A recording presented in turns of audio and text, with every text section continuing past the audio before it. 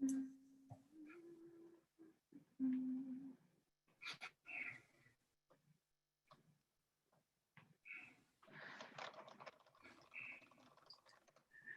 thinking about forming a former provost association, Mark. You're not former yet, but maybe you'll be eligible one day. It's a tough job. All right, let's see.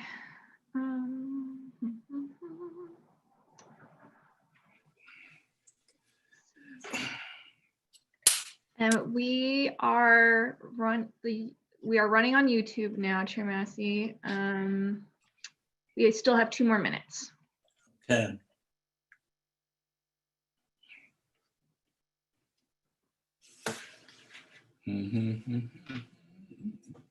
Greetings, everyone. Trustee Greetings, Williams. Trustee Williams. Greetings.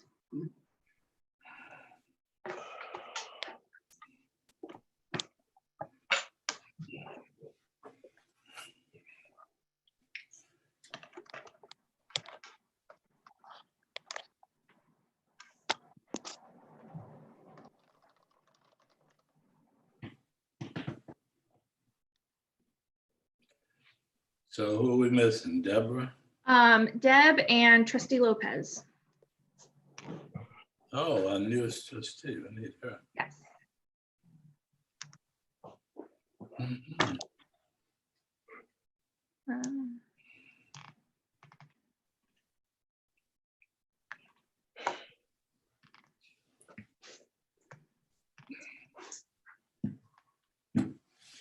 Mhm.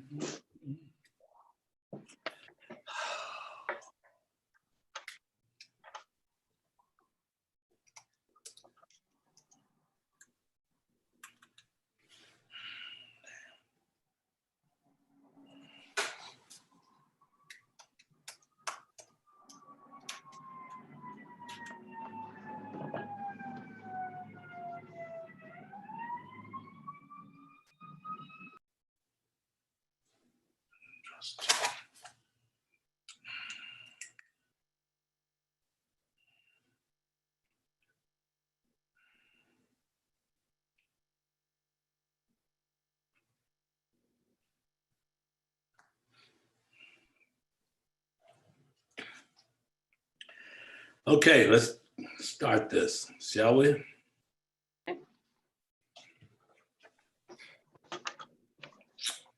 By all means, Chair Massey. Okay, good afternoon. The August 6, 2020 regular board meeting of the City Colleges of Chicago is now called to order. For the record, the state of Illinois continues to operate under a statewide disaster proclamation first issued by Governor Pritzker on March 9th and reaffirmed on July 24th, 2020. I would like to also note that we continue to be subject to restrictions in the size and types of gatherings that are permissible under both the current phase of the state of Illinois' Restore Illinois program, as well as under Public Health Order number 2020-9, fourth amended and reissued by the Commissioner of Health of the City of Chicago. Today, we meet virtually to undertake certain actions necessary for the continued efficient operation of the district. Will the Assistant Board Secretary please call the roll? Vice Chair Swanson, Present. Secretary Davis, Present. Trustee Kent, Here. Trustee Lopez. Trustee Lopez, Here. great.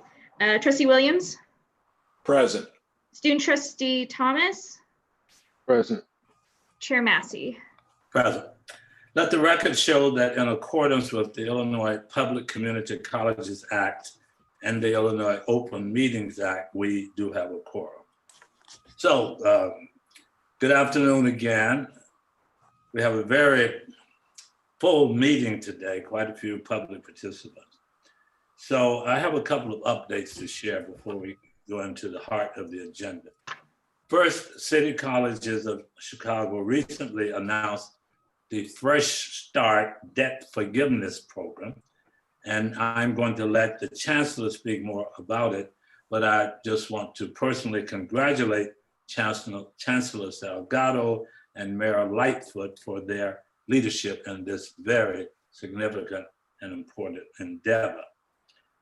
Next, I would like the prerogative of the chair to welcome and recognize our newest trustee, Ms. Larita Lopez. Ms. Lopez is the founder and CEO of Purple Group, a strategic marketing, communications, and advertising firm here in the city. In order for Ms. Lopez to fully participate from the beginning in today's meeting, I would like to ask leave of the body to consider Resolution 1.03 now, and then I will call on Ms. Lopez to say a few words. Chief Advisor Fleming, will you report on Resolution 1.03, please? Thank you, Chair Massey. Resolution 1.03 is a resolution confirming the appointment and approval of Larita Lopez as a member of the Board of Trustees for the period ending June 30, 2021. Trustee Lopez was nominated by Mayor Lightfoot and approved by the City Council and is put forth before you for your action. Thank you. So I have a motion to approve the resolution. So moved. Is that Second. Second. Do we do this by voice call? Yes, sir. Yes. All in favor, please say aye. Aye. Yes. Aye. Aye. Opposed? Thank you. The motion is carried. So, Trustee Lopez, welcome. Would you like to say a few words? Sure, thank you. I'm really excited and thank you for allowing me to serve in this board. Really think that I'm a product of the Chicago Public Schools, graduated from Kelly High School in Southside. And it's a great pleasure to be here and be able to contribute based on my skill set. That's really all. I'm looking forward to learn from all of you and to contributing. Thank you very much. Well, we know your background and we know what you're going to bring to this body. And we welcome you and look forward to working with you. Thank you. So on the topic of new beginnings, our Chief Advisor, Tracy Fleming, will be leaving us to start a new chapter in his career.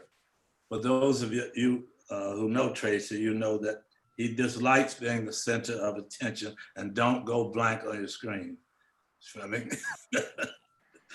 So I hope you will indulge us today, Tracy. We have prepared a resolution recognizing Tracy for his service, which I will have the Assistant Board Secretary read a small portion of now. So Assistant Secretary King, please read a portion of the resolution. Resolution 1.07, whereas Mr. Fleming has acted as an advocate and representative of City Colleges of Chicago across the city, demonstrating his commitment and dedication to the mission and values of City Colleges of Chicago. And whereas Mr. Fleming continues to build a career of excellence in civic, governmental, and business leadership, leading a life of service as a dedicated citizen of the City of Chicago.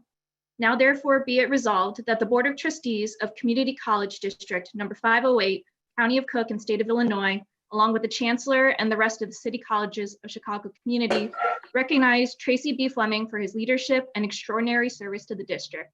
We extend our deepest and sincere gratitude and wish him well in all of his future endeavors. Thank you, thank you. Yay. When I was first to, would I be willing to assume the chairmanship of this board by the previous mayor, Emmanuel, I said, well, I want to learn more about the system, what's actually involved in being chair. And the chair then was President Chuck Middleton, who was president of Roosevelt. And he said, come down to the office, the board office, and he said, don't worry, you'll be well taken care of. We have this great board advisor, Tracy Fleming, come down, the two of us could talk. Well, I went down to the office expecting to see this young woman, Tracy. I walked in and there's this guy sitting there with Chuck Middleton. And Chuck said, this is Tracy Fleming. I said, okay, I will deal with that. Well, Tracy has just been much more than I could have expected. As you all know, he's been a very efficient and effective board advisor, making sure we adhere to the proper proceedings of the board, that we consider issues in a timely manner, making sure, along with Ashley, that we have materials we need. But much more than that, I can see why the title was not board secretary, as it's commonly is, but board advisor, because he really has brought to this position a sense of judgment and experience that I know it's been indispensable to me and helpful to all of us. So Tracy, we want to thank you for that. And as you say, as your mama always says, you will be successful, God willing, and the creek don't rise. You want to tell the board what you'll be doing, even though we sent out an announcement.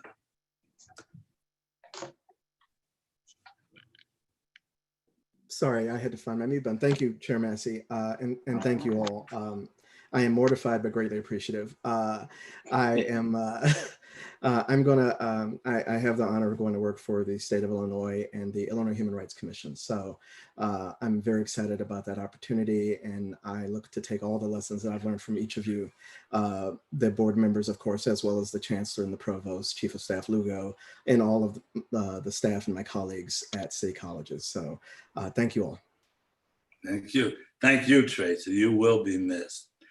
I will conclude my remarks by noting that we will not be having a board meeting next month, as is our usual custom. Our board meeting, not having it, is the usual custom. Our next regular board meeting will be on October 1st. So with that, I will go to Student Trustee Thomas for your remarks. Thank you, Chair Massey. Good afternoon, everybody, members of the board. You all know the school year is coming upon us, and the students are getting ready to tackle this new academic school year. On behalf of DSGA, I would like to thank CFO Rodriguez and Chancellor Salgado for taking time out their schedule to discuss the steps moving forward for the U passes for the students, because we were pretty unpleased, but he came to the rescue. He's pretty much smoothed over the bumps in the road. So we appreciate that, Chancellor Salgado.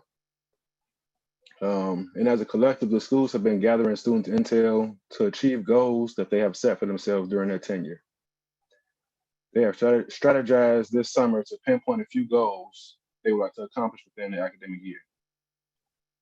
Create and educate student body on opportunities and resources by hosting different events virtually on How Well Do You Know Your School Bingo.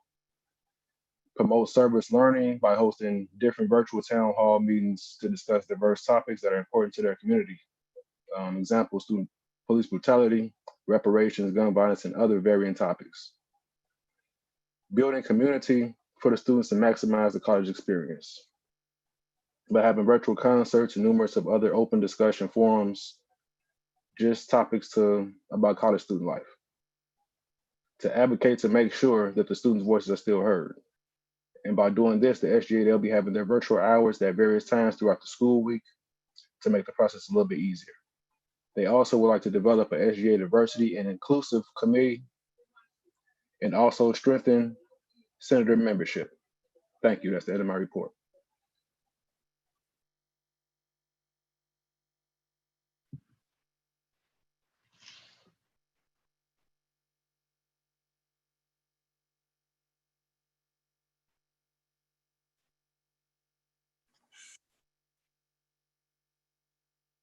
Did I say Chancellor Salgado, please? Yes. You have the report. Okay, great. Thank you, Chair Massey. Sorry, yeah. Yep. Thank you, Chair Massey. And thank you, Student Trustee Thomas, for your support and for your leadership in bringing together the district SGA for that very important conversation. As I indicated, the DSGA and all the SGAs, that was my day one meeting when I came on as Chancellor. I have an ongoing commitment to making sure that we are always in close communication with our student leaders and are really working very hard to meet our student needs, whatever those are. And so I appreciate your leadership in that respect as well. Good afternoon, everyone.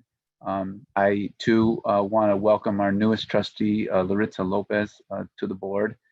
Trustee Lopez, we look very much forward to tapping into your expertise. It's especially timely as we move to invest more resources in our marketing efforts to attract a diverse student body in an unprecedented COVID-19 environment and beyond the COVID-19 environment. So welcome aboard. We appreciate that as all our trustees are volunteers, given of their time to ensure that this institution is strong and vibrant well into the future. So thank you. I would also like to take the opportunity to thank Tracy Fleming, the Chief Advisor to the board, for his service to City Colleges. As Chair Massey indicated, Tracy is departing City Colleges and is heading over to the Illinois Human Rights Commission as its Executive Director. And I can't be more pleased for the state of Illinois for the important work that he will be doing there, and very thankful for the important work that he has done with us here at City Colleges. Transitions are very challenging, whatever those transitions are. And, you know, Tracy was present during my transition, and I appreciate his counsel, as Chair Massey indicated. He was here for Chair Massey's transition. You know, having a steady person that you can have great confidence with great integrity and honesty and care for the institution is, you know, something that we certainly will be looking for in Tracy's replacement. But he will be hard to replace for sure. So thank you, Tracy, for your efforts and your tremendous public service. This week, we are moving into our pre-open registration period for fall classes, which runs through April 20th. And to protect the health and safety of our students, I want to remind everyone that we are here to protect the safety of our students, our faculty and staff. Most City Colleges classes will be offered remotely and online this fall. We have a limited number of classes that will be offered face-to-face or as blended classes when hands-on experiences are essential to meeting course requirements or when the student learning and retention can benefit. The provost has done quite a bit of work with vice presidents, working with local faculty to determine those courses and ensure that we have the right schedule. In all cases, face-to-face instruction will be undertaken only as public health conditions allow and with social distancing in place. All student services are being offered remotely and are being offered on a limited basis in person. This fall, our colleges will be open with proper protections in place for students who need a quiet place to study or to use our technology or Wi-Fi. We know our students need these resources and we are committed to serving them. During my meeting with the DSGA, we discussed the importance of having the facilities available for our students. We discussed the importance of the UPass as a vehicle for our students to be able to come to campus, to utilize the buildings for quiet space, for technology, and when necessary, for services. So we will continue to support our students this fall as well with scholarships and grants and loaner technology so they are properly equipped and have a commitment to doing that is very strong and that we demonstrated in the spring term and summer term. We've adapted our facilities to reflect social distancing safety measures, and our plans for each facility have been posted online. I have recently visited every college to personally see those plans in action, and I'm confident in our plans. I know the pride our staff has in their work, and our approach to these reopening has been reviewed by experts from the Chicago Department of Public Health, and our plans follow the standards and recommendations of the Illinois and Chicago Department of Public Health, the Illinois Board of Higher Education, and the Center for Disease Control and Prevention. Our facilities have been equipped with plexiglass barriers at all areas of interaction between employees and the public, disposable face masks at every entrance for those who arrive without a mask, and our facilities undergo regular cleaning and disinfecting.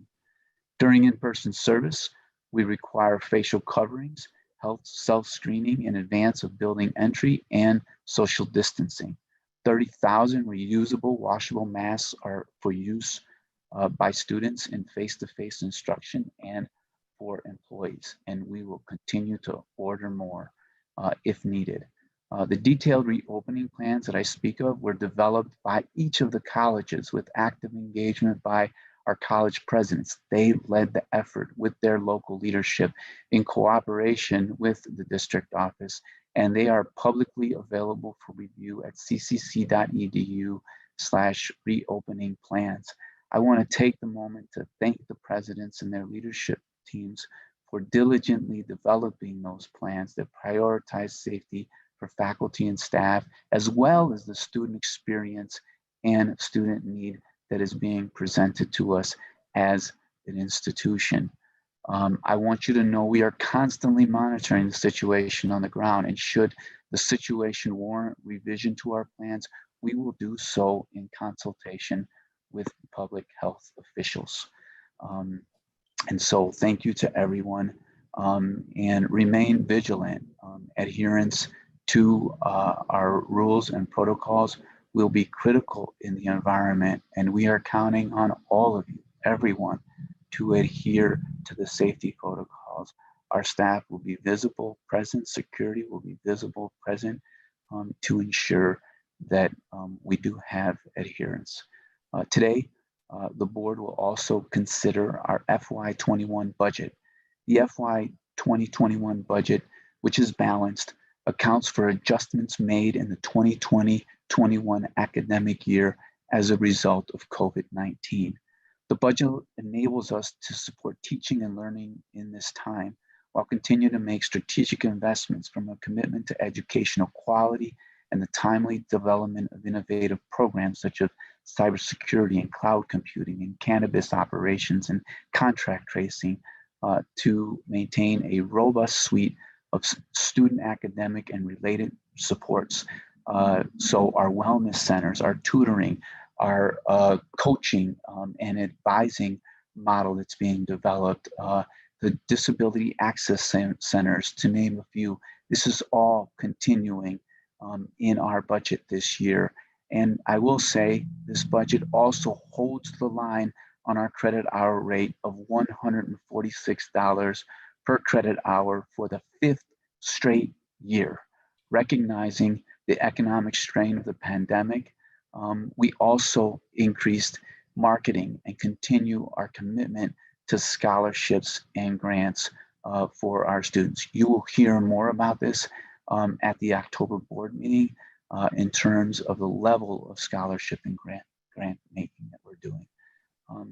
The budget does, as I've said before, reflect the difficult decisions of suspending athletic and swimming this year, but we have committed to continued support for waivers. And as student trustee Thomas has indicated, we have now had the opportunity to change the UPass program. We worked with CTA over the course of the last few months for a different kind of program, one that will allow students with 9 credits or more to pay for a discounted transit pass. City colleges will pick up half of the cost of the pass, and students are responsible for the other half, but we will make financial assistance available for those students in need. They simply need to press a button and tell us they need the support.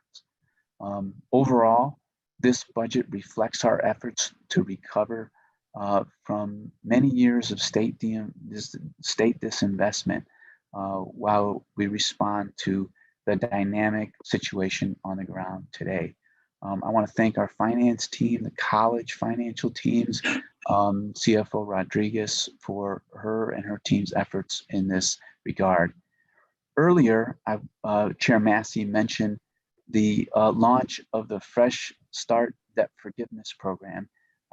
We launched this in July. We are very excited about what this means for our students and what this means for Chicago. This is an opportunity for over 20,000 students who in the last 10 years have been students at city colleges of Chicago and are in good academic standing, but they have debt with us. They don't have that certification degree. They're stuck. And without a credential degree, they may not be able to advance their career or afford a full education. But the debt is holding them back from enrolling and advancing. And I just say no more. We have the Fresh Start Debt Forgiveness Program. Our students can come into it. We have added to it a financial empowerment component that ensures that our students are putting together a budget that will help them get to and through their post-secondary education. And so please visit our Fresh Start Debt Forgiveness site for more information. As part of our ongoing racial equity work, I'm also pleased to announce that we will launch our college equity plans later this month. In order to put Chicagoans on the path to stability and upward mobility and to create a more inclusive Chicago economy, we must achieve equity in student outcomes. We set out to put these plans together almost 2 years ago. And so it's with the idea that it's not sufficient to open our doors to every student. We must be prepared to support all of our students in achieving their goals, bringing their full selves and experiences to the table, and especially our students who have been historically marginalized or have been directly impacted by structural racism. So over this past year, our colleges have embarked on a journey of reflection and action to understand their gaps. And the plans that are being produced are a reflection of that thinking and action. These plans are distinct, they're unique to each of the colleges. And in the absence of a presentation, our Chief Strategy Officer, Veronica Herrero, has taped a presentation that goes into more depth around the planning process. I encourage you to watch it online, and I look forward to sharing more in the days ahead. I want to give a quick update about the CARES Act distribution as well. We have now distributed more than $10 million in federal dollars sent directly to students. And we will continue to distribute those dollars. We have also offered grants to new students who have had some engagement with us previously, as well as continuing students to incentivize enrollment. And today, we just announced the Statesman Scholarship Fund. $1 million is available for new students seeking to pursue their education at Kennedy King College this fall. In more good news, I'm happy to report that the dental hygiene program at Malcolm X College has so far registered a 100% pass rate on their clinical exam. I'd like to thank the Malcolm X College team for supporting their students to excel, especially during this difficult time. That's a 100% pass rate in the midst of COVID. Finally, I cannot go without a reminder that we need to be counted. The census is going on as we speak, and many of our hardest hit communities are still less than 40% undercounted. And so please use every opportunity you have, whether you're a student, a faculty member, or any member of the public, to remind folks that it is critical that we be counted, every single us be counted. Thank you, Chair Massey. I do have to have an extended report today, but there is quite a bit happening here at City Colleges, and I left quite a bit out, but thought it would be important to address those matters that I did at this moment. Thank you, Chancellor. I urge, I'll say something about the budget later, sorry. So it's time for public participation. We have 22 requests for public participation today. For our public speakers, a clock will appear on your screens, and that will show your allotted time. Once your 3 minutes have expired, or if you have not concluded your remarks, you will be asked to bring your remarks to a close, and then we will proceed with our agenda. We appreciate your understanding and assistance, especially today when we have so many individuals who wish to speak. Assistant Board Secretary, please proceed. Thank you, Chair Massey. This month we have several registered public speakers. For our public speakers, we will now call you 2 by 2. So the first person will be asked to speak, and the second person, you may prepare to give your remarks. If you are following the proceedings online on YouTube, please mute your computer audio at this time to prevent disruptions with lag time.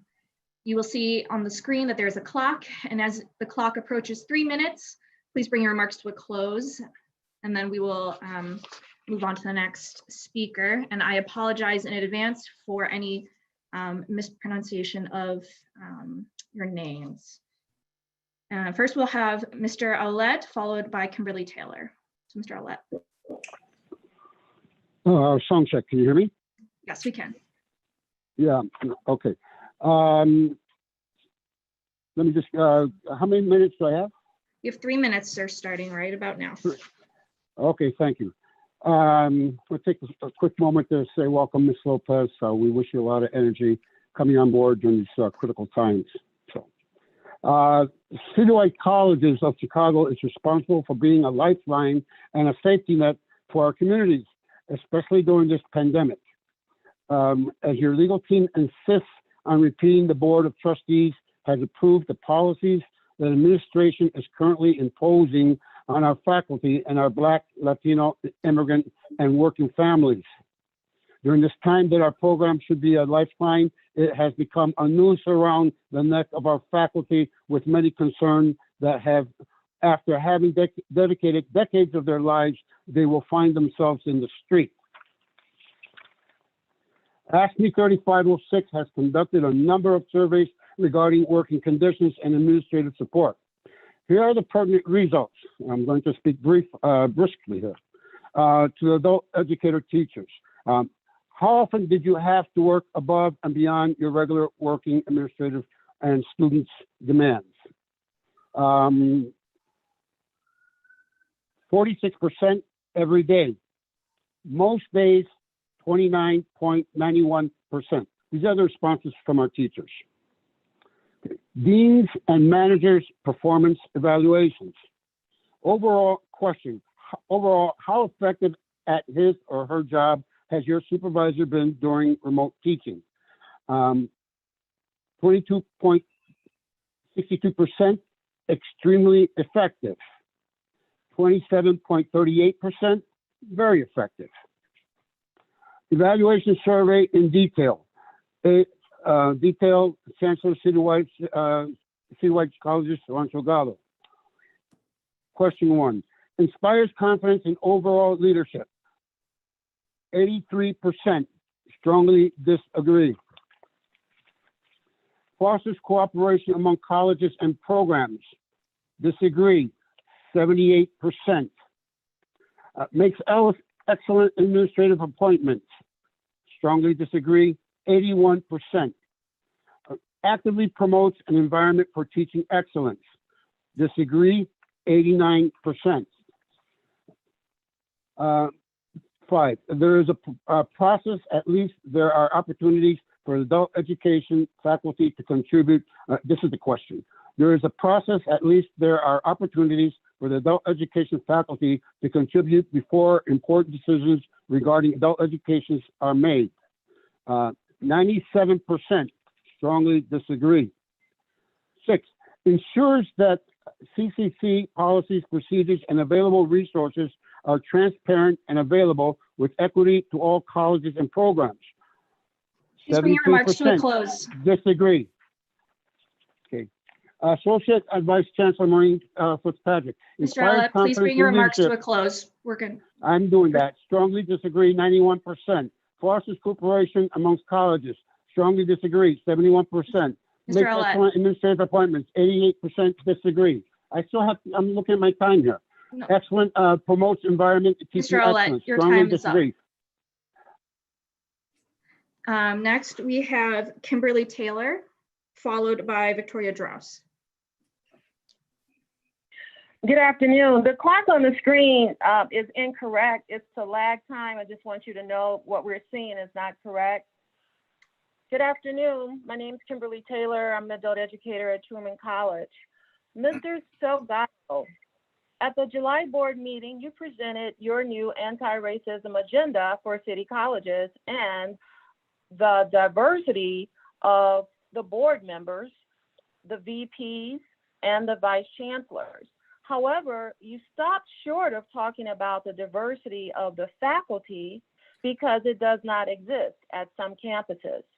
Today, I will point out the racist hiring practices at Truman College and how you are divesting and defunding the underserved communities district-wide. Hiring practices at Truman College. 1, the credit program has hired only 3 African-American faculty members, and there are no African-American studies courses at Truman College. 2, the adult ed program has hired only 3 African-American instructors of approximately 100. 3, the African-American management team, the adult ed management team has no African-Americans in a leadership position, but leadership recently welcomed a new manager on the team who is not an African-American, while African-American employees like me and others are seeking upward mobility. Mr. Salgado, the students taking classes at city colleges do not engage with the board members, nor the VPs, nor the VCs.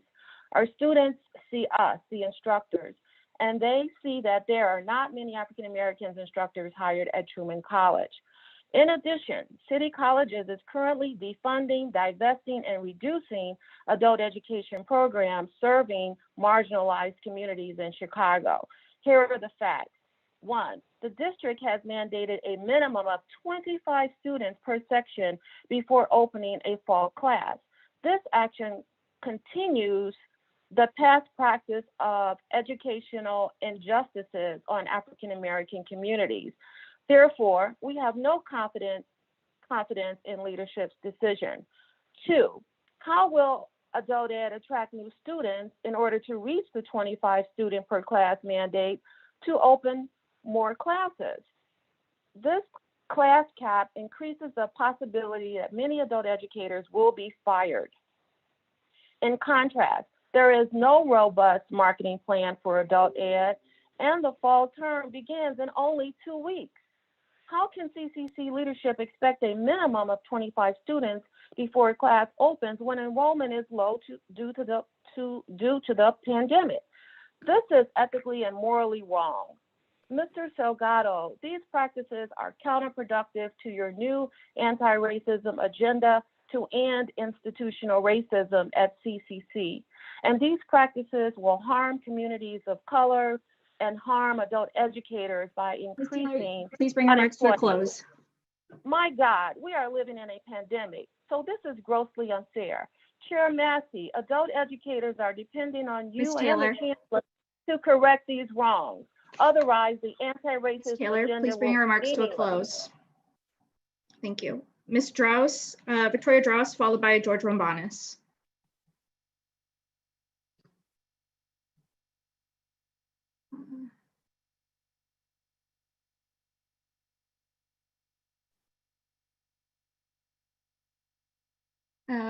All right, we will move on to Mr. Rombanis. This is George Rombanis. Can you hear me? Yes, we can, sir. Go ahead. Thank you very much. I'm the president of ASME 3506. I represent the adult education faculty. The relationship between the city colleges administration and faculty representatives should be one of institutional partners. Such a relationship had been based on a foundation of serving our communities and fulfilling our mission to the public. It should also be based on the letter and the spirit of our contractual obligations to each other. The key performance indicators of our programs have declined since this administration assumed control. When there was no acting or appointed AVC for adult education and no directives were issued from district, that was the only one time that performance improved. The city colleges have turned a deaf ear to the 100,000 young men and women, 19 to 25, who walk around Chicago never having finished high school, and with a limited and foreclosed future. The gangs can find them. The drug dealers can find them. The gun dealers find them. And the bullets of criminals and bad police officers find them. The only ones that can find them are the city colleges of Chicago, the institution tasked with that exact mission. Close to 500,000 of our fellow citizens in Chicagoland need citizenship and language services to successfully achieve economic and social integration. Both groups need the city college's adult education program to survive the pandemic and to have a chance at recovery. Yet your top administrators and experts have their ear closed to anything our teachers and our communities have to say. This administration's commitment to serving the public has been compromised, and so has their commitment to the mission of our program, our contract, and the welfare of our teachers and students. Your top administrators in adult education have made decisions that are outliers to the practice and the administration of the profession. Obscure, unique only to this administration, and never applied before regulations and procedures have become the norm, with the only result driving our students away. For example, refusing to re-register students if they have repeated classes unsuccessfully. I'm reaching out to the board, asking that you take a stand on the current crisis in our city and to fulfill your duty as the guardians of the mission of city colleges. For our program to survive during this crisis, for our terribly impacted communities to recover, the gamemanship and the assault on education and labor rights from city colleges administration, especially from your legal department, Mr. Romani, must please bring your end. remarks to a close. The resources needed must be made available, and a return to productive relationships with our faculty Robanis, and AFSCME please bring your 3506 remarks to a close. must be reestablished. Thank you. Next, we have Teresa Langa, followed by Sonia Flores. Hi, my name is Teresa Langa, and I'm an adult educator from Daly College. Good afternoon, everyone. Mr. Salgado, when you were first appointed to the leadership role of chancellor by ESL students, my ESL students and I were so proud to finally have a Latino in such high-ranking position. I thought we would have ESL students waiting in line out the doors to come and register for the adult education program. I never expected the closing of classes to be the case. I ask you to please reflect on the following about your professional commitment as the Chancellor of the City Colleges of Chicago. Have you provided the necessary resources for the adult education students and instructors? Have you reached out to the ESL and HSE Daly College community within our area? Have you directly collaborated in good faith with Council 31 AFSCME Local 3506 to reach a mutual agreement that would be beneficial to the adult education program? Have you ever participated in a district or local labor management meeting? Third, do you seek, value, and respect the opinions of adult educators? Do you ever directly reply to emails sent from the adult education faculty?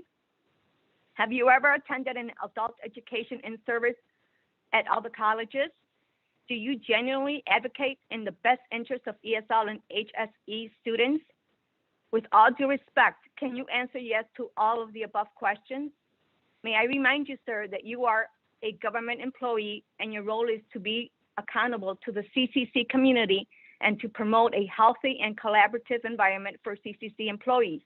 My hope is that you consider all that I have stated and become humble and more sensitive to the needs of the students in it and adult education employees of the City College of Chicago. In order to provide excellent services to our students and instructors, the district and the union need to create a two-way, not a one-way partnership. The success or failure of the adult education department will reflect solely on the captain of the ship, which is in this case is you, Mr. Salgado. A title is null without merit.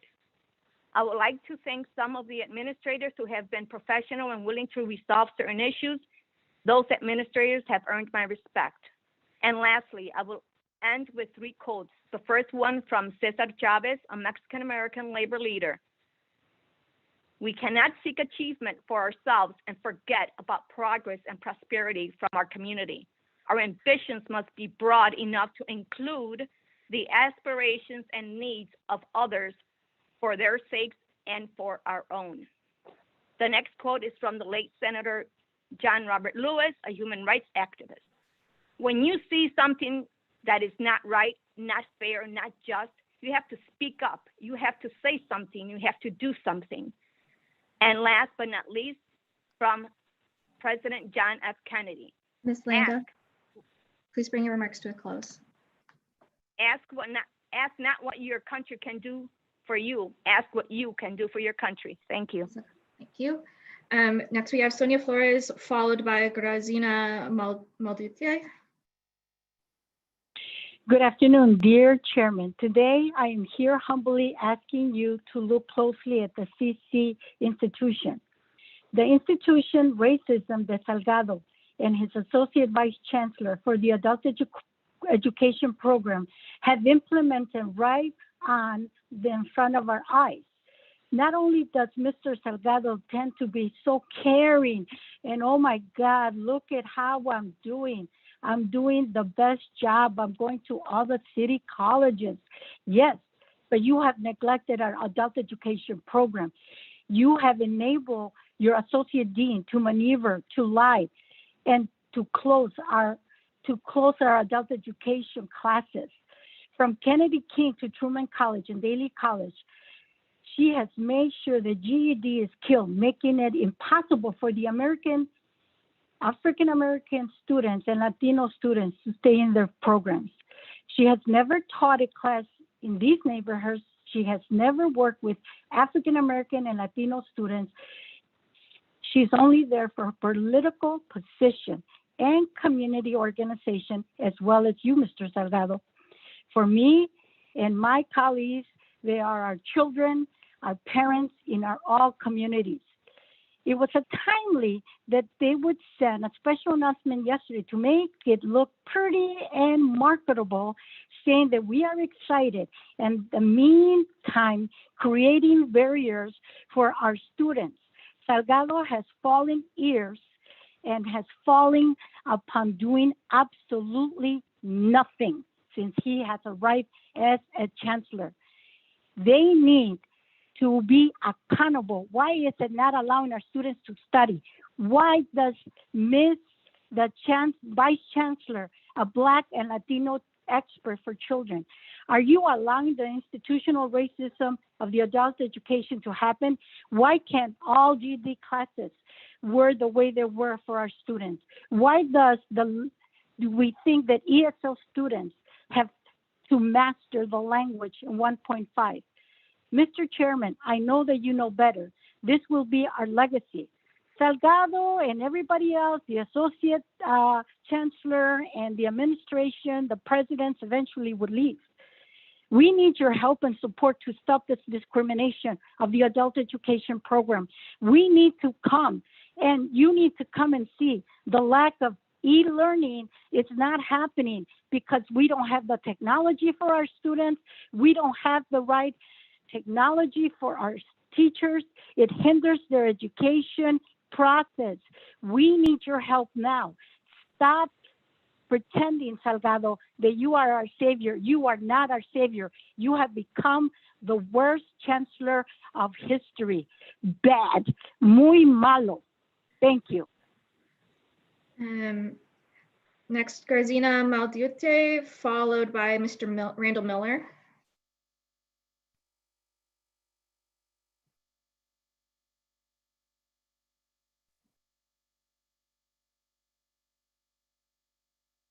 Hello, can you hear me? Yes, we can. Please go ahead. Good afternoon. My name is Grace. I've been an adult educator at the City Colleges of Chicago for almost 9 years and asked me to refile 6 chief stewards for just 3 months. One of my responsibilities as a chief steward is to process grievances at the district level. During this brief time as the chief steward, I filed more district-level grievances than my predecessor had in the last year. One reason is that our CBA, employee statutory rights, and labor laws have constantly been violated. I understand that we're living during the times of a global pandemic, and our lives and working conditions have drastically changed overnight. The only thing that is true to this day is the mission of the City Colleges of Chicago, as well as of the adult education program. Whether the pandemic or not, according to the mission statement, our job is to provide students with quality courses. As an adult educator, I can tell you that remote instruction is no joke. A lot of planning goes into it. The City Colleges of Chicago expect us to deliver exceptional learning opportunities to our students, but fail to offer us enough professional development, to provide us with enough remote learning materials for our classes, and to compensate us for the time spent planning courses before the start of the term. In addition, the City Colleges of Chicago promise to work proactively to eliminate barriers to the employment and to address and overcome casual factors underlying socioeconomic disparities, but refuse to act in accordance with our CBA to make a good faith effort to offer us the same or similar teaching assignments, or to have a courtesy to notify us in a timely manner if we need to look for employment somewhere else. The act of combining classes together and increasing the class size to the minimum of 25 students per class, which had never been the case before the pandemic, is not a show of a good faith effort to preserve our continued employment. Once the fall term comes, I know a few adult educators personally who are at risk of becoming homeless. The actions of the City Colleges of Chicago not only misalign with, but also work against their own mission of eliminating barriers to employment and overcoming socioeconomic disparities. Another reason for filing grievances at the district level is that some colleges are refusing to follow the grievance process to resolve issues at the local level. Once grievances are moved to the district level, our CBA endures further violations. Neither grievance hearings nor responses to grievances meet the time limits listed in our CBA. There are quite a few grievances that are pending arbitration merely because the City Colleges of Chicago have failed to engage in the grievance process and to meet the labor terms that they themselves agreed to. As you may know, arbitration proceedings cost money to the City Colleges of Chicago. That money spent on unnecessary arbitration should be invested in the mission to provide a broad range of quality, affordable courses, programs, and services to prepare students for bring your remarks success. to a close. Thank you. Next, we have Randall Miller, followed by Jessica Smith. Hello, can you hear me? Yes, we can. Please proceed. Good afternoon, college presidents, members of the board, and Chancellor Salgado. First, I applaud the investment plans Chancellor Salgado mentioned in his comments, and on behalf of CLOC, we hope that these plans will restore popular degree programs like nursing, business, and information technology back to local campuses, such as Kennedy King College and Olive Harvey, and pay adjunct faculty the equitable wage our bargaining team has requested.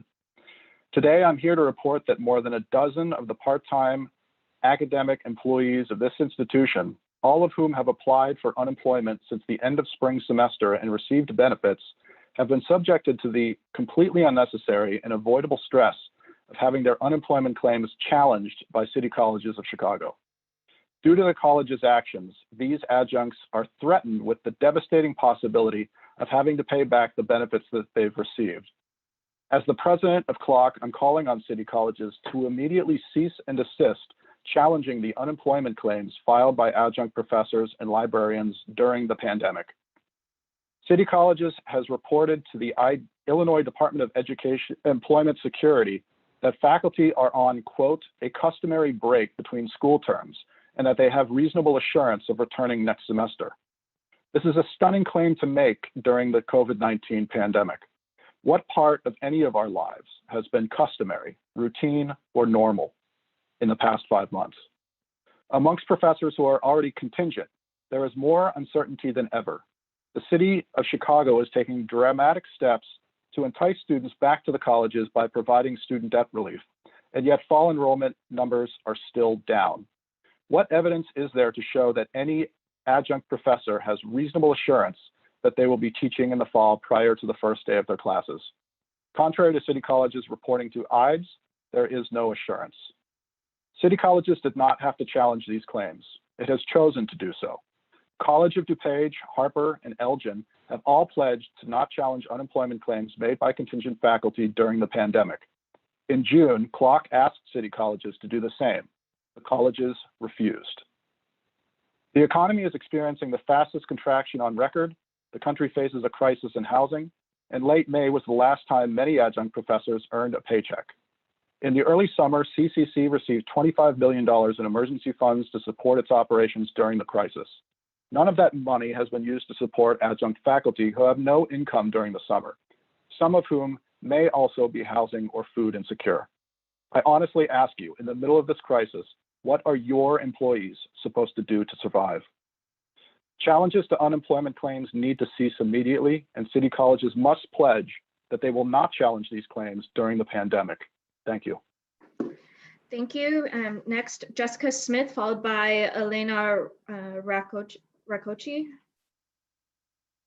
Hello, board, community, and fellow educators. I'm Jessica Petty Smith, a 10-year adjunct for city colleges, mother of 2, and small business owner.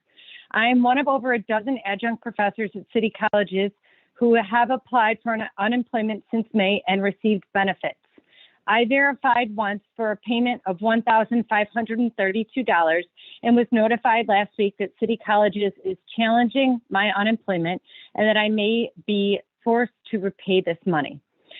I verified once and did not file again out of concern that this would be the case. Adjunct faculty as at-will employers are often told that we have reasonable expectations of being employed, and this is again happening this fall. Because we can and often do lose our class assignments at any time prior to the first day of class and can be bumped by full-time faculty, this is not a tenable situation.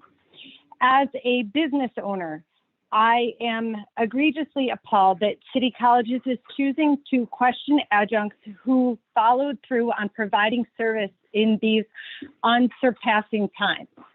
I use my home internet in order to continue my classes without a single pause in service to my students. I've heard much today in this meeting about serving our students, which is what adjuncts do day after day at their own expense. This $1,500 during a pandemic shouldn't be my major concern, yet it is. I ask of you, how many of you live on a salary of under $20,000? The maximum an adjunct with a master's degree working for city colleges can earn is $21,528. As a lucky adjunct, I earned $19,460 in 2019, teaching 7 courses at Wright College. The year before, I taught 9 courses. The fact that I was even offered by unemployment a mere $3,300 is also deeply concerning when we talk about our commitment to community and our commitment to underserved populations. I've taught for city colleges since 2010. This marks my 10th year, and I've taught for 7 of the past consecutive summers.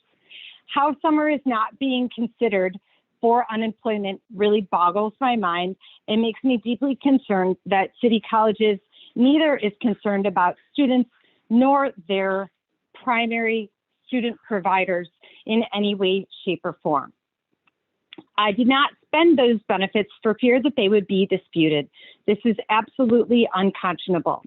I'm disgusted by the willful disrespect on behalf of CCC that any unemployment is being disputed in these times.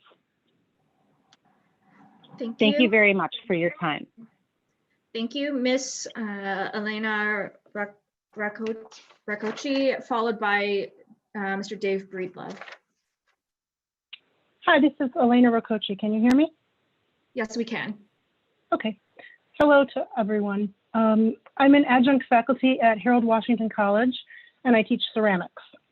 I am commenting on the situation that adjunct faculty at all city colleges currently face based on my personal experience.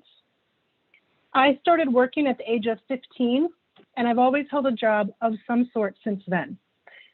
Even throughout college and grad school, I have always worked. This is the first time in nearly 35 years of working in this country that I've had to file for unemployment. I am appalled at the lack of support by city colleges of its adjunct faculty. I have no reasonable assurance of employment anywhere in the fall. I have been entirely unable to secure summer employment or any future employment for that matter. My regular 2-class offering at Harold Washington has been cut to 1.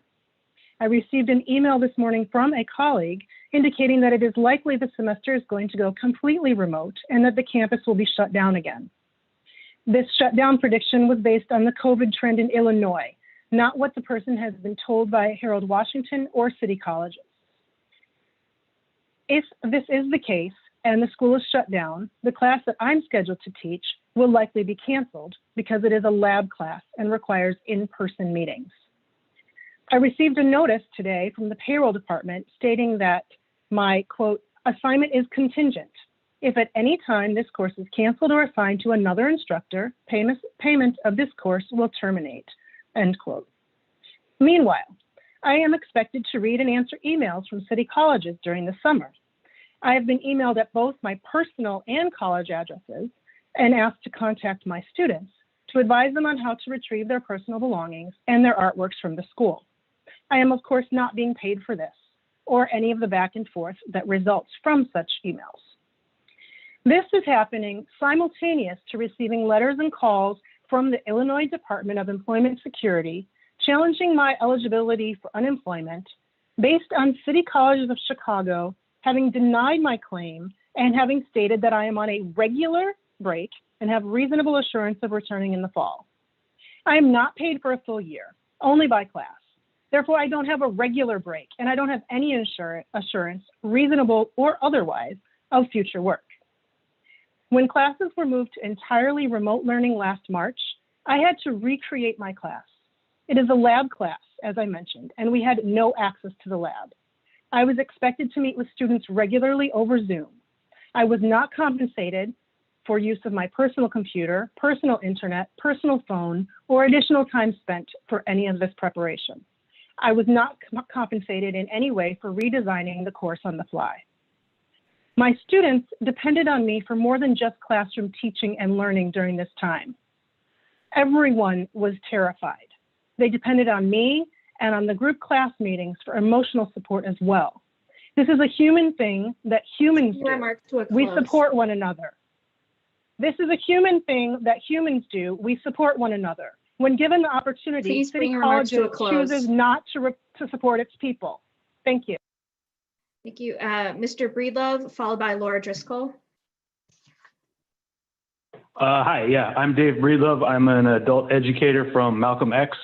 And I just wanted to call first on behalf of my students who expressed their gratitude for those who were involved in, taking their health and safety into consideration and continuing classes online, especially now that they're staying home with their kids who are also online.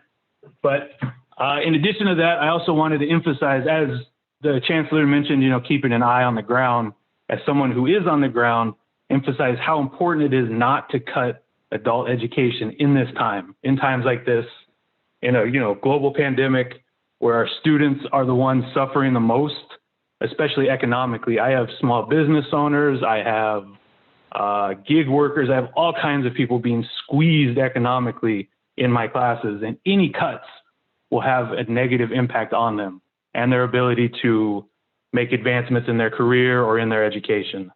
When I say any cuts, I mean like actual budget cuts or de facto cuts, like the proposed class minimum, which is, even if it's not 25, anything around there would be very high, because a Zoom meeting with 25 students does not have 25 students learning. It has 25 people listening to someone talk, or 24 people, give or take.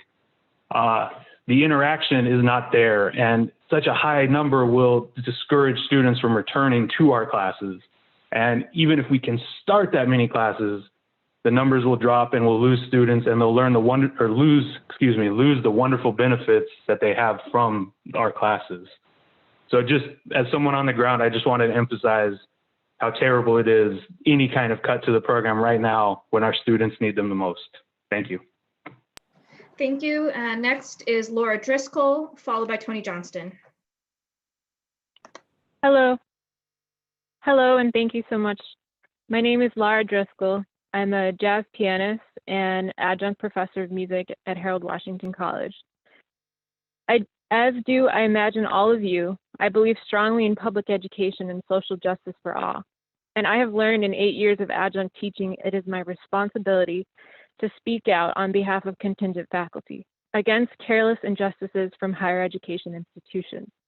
Despite our advanced degrees, professional experience, adjunct faculty often struggle with unequal and precarious working conditions. Like other low-wage workers, we lack benefits and job security. Our courses can be canceled or bumped till the day they start with no recourse. We lack shared governance and receive very little support for research or academic freedom. Contingent faculty deserve so much better in general, but particularly right now. It's absolutely unconscionable that institutions which offer poverty stipends and no healthcare or family leave would also challenge unemployment claims for adjunct faculty at any point, but especially in the middle of a global pandemic during which the most extreme uncertainty surrounds us on all fronts. My husband and I teach at 3 colleges each. Neither of us have had any course offerings yet for fall. And even if we get one or some, we'll certainly be underemployed and the assignments would be tentative. We also pay expensive insurance out of pocket because none of our employers offer health care to adjuncts. We already normally have no way of expecting consistent income and never know if we will be needed to teach again the next semester, but this year is obviously not a normal year. Despite obvious reasons unemployment should be available to adjuncts, having mixed income makes this even more complex and frustrating. As a freelance musician, my income relies heavily on performing music, i.e. 1099 work, similar to many other faculty. On March 11th, I had my last public performance before COVID hit Chicago, and by the end of the weekend, all of my 1099 work ceased to exist as concerts, events, and tours were canceled for the foreseeable future. The following week, we all bent over backward to switch to delivering all of our courses online without any compensation. In May, I finished my adjunct contracts and I applied for unemployment like many of my colleagues. Although I should be eligible for both, Illinois has not yet resolved how to access both unemployment and pandemic unemployment assistance, so I only received the unemployment until city colleges questioned it last week, and now I have no idea what will happen or if I will have to somehow pay it back.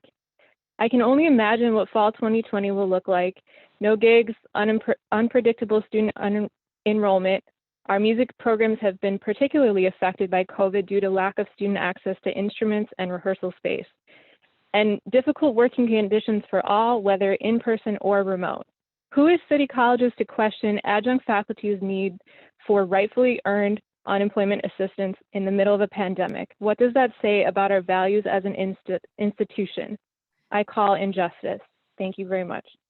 Thank you. Mr. Johnston, followed by Beth Braun. Hello, can you hear me? Yes, we can. Please proceed. Okay.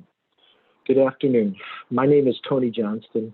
I'm the president of Cook County College Teachers Union, which represents close to 2,000 faculty, professionals, and security in the city colleges.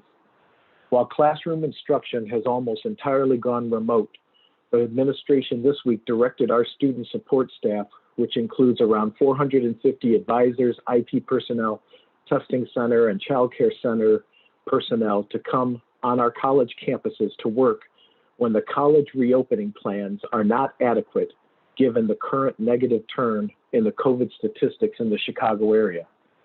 On the second day after our colleges reopened for students to come on campus, there was a notice of an employee at Olive Harvey College who contracted the COVID-19 virus.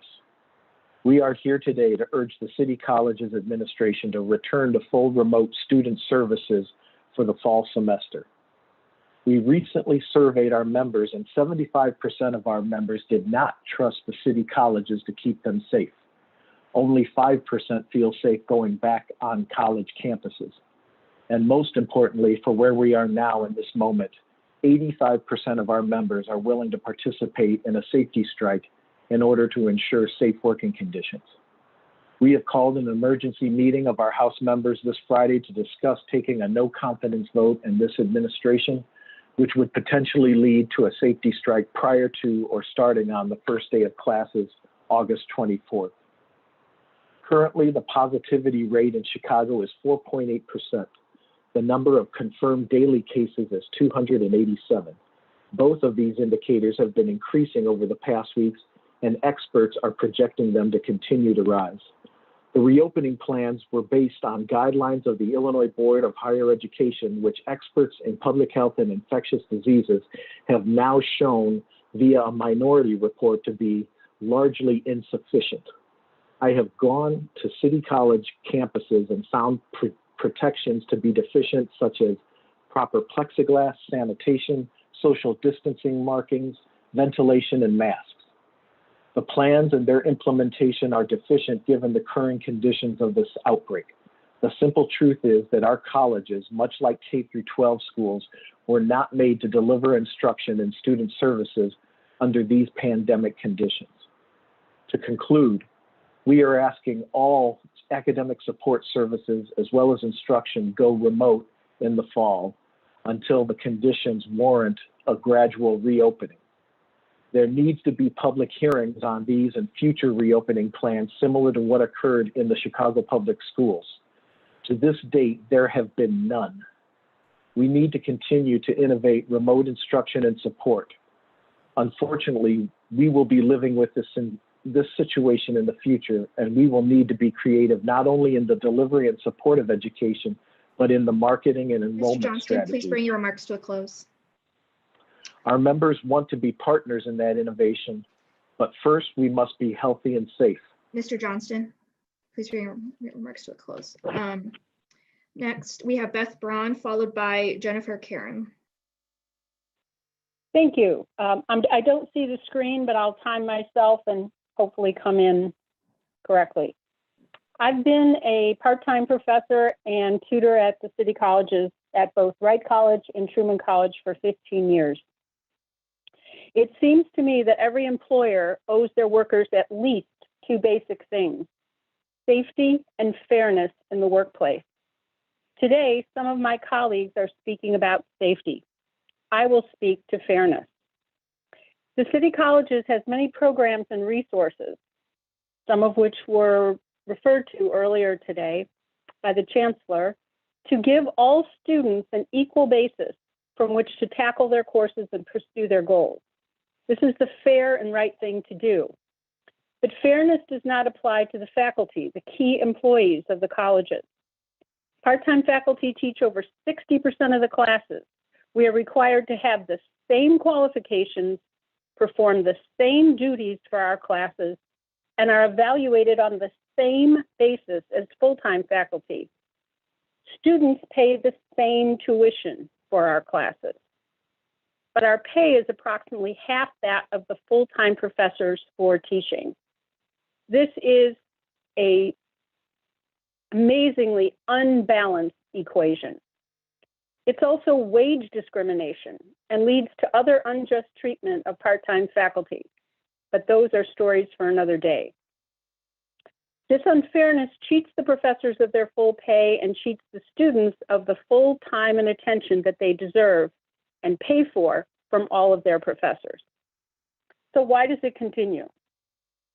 Our country, and many of us individually, are digging deeper to see our part in systems of unfairness and injustice in our society.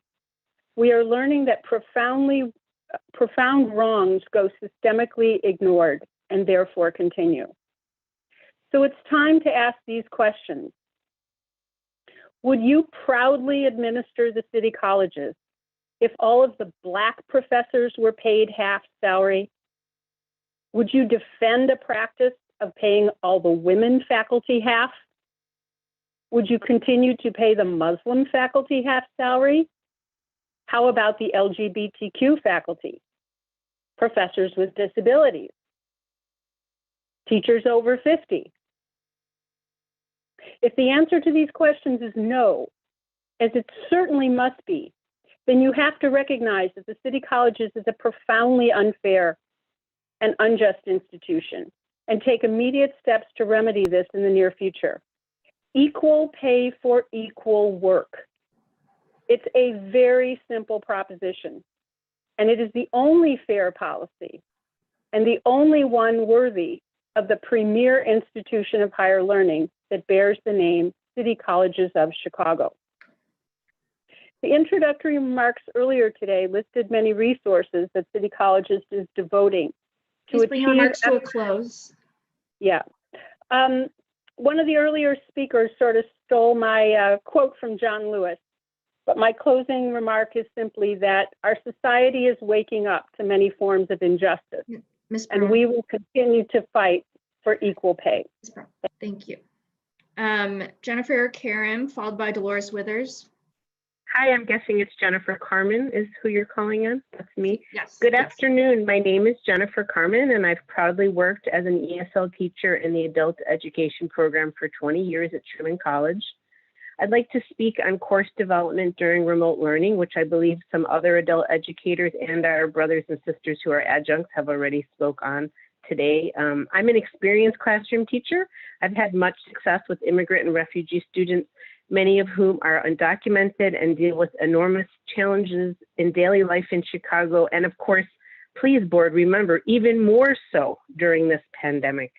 In every one of my past 20 years, adult education teachers have been given at least 8 to 10 hours of paid prep time to develop their course materials before the semester starts. This is for us to be in the classroom.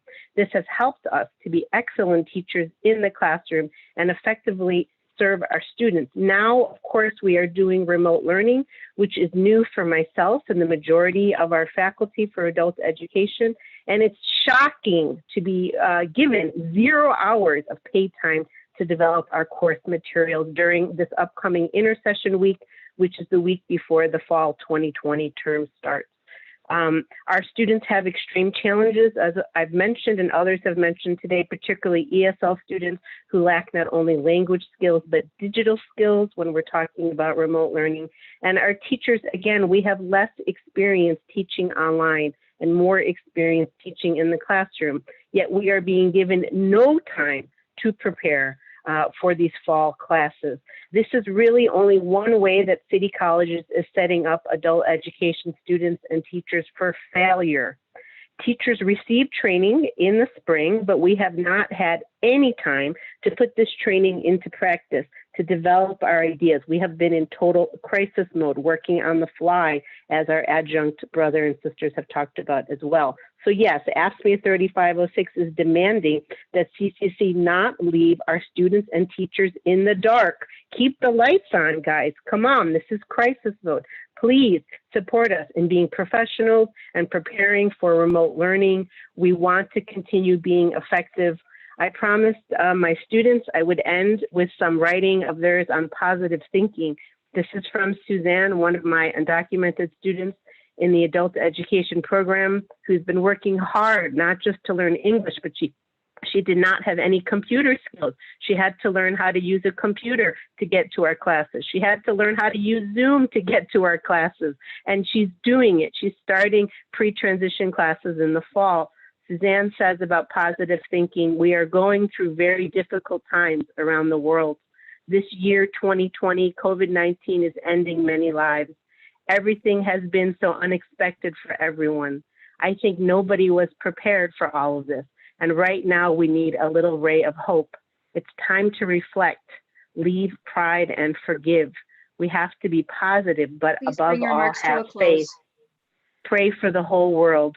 Study hard. It's time to reflect. Thank you very much. Thank you. Ms. Withers, followed by Matt Ciavarelli. Hi, good afternoon. Hello, Chairman, Chancellor, Trustees. This is Dolores Withers. Hello?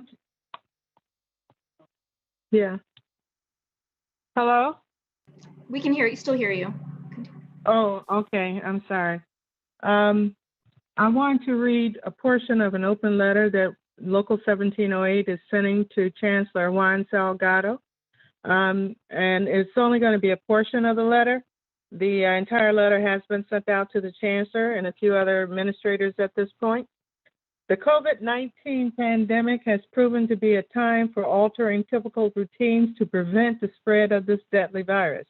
As Local 1708 members continue to return to campus as of this week, August 3rd, The members of Local 1708 are sadly forced to question whether or not city colleges and Chancellor Juan Salgado values their lives at this dangerous time. City Colleges has attempted to calm our fears about becoming infected by reminding us that FMLA leaves is available and ADA accommodations can be requested if needed. However, FMLA leave is unpaid and not everyone qualifies for the ADA accommodations. Instead of focusing on what employees can do if they get sick, we should focus on ensuring that no one, students or staff, contracts this deadly virus while on City College campuses. The best way to do so is to begin the academic year totally remotely. I'm going to go to a different paragraph. Chancellor Salgado, we urge you to listen to us. The employees who help our campuses run and have been the backbone and foundation of this educational institution for decades. Please stop creating divisions between city colleges and our union members and work with us to best serve students safely and the communities they live in.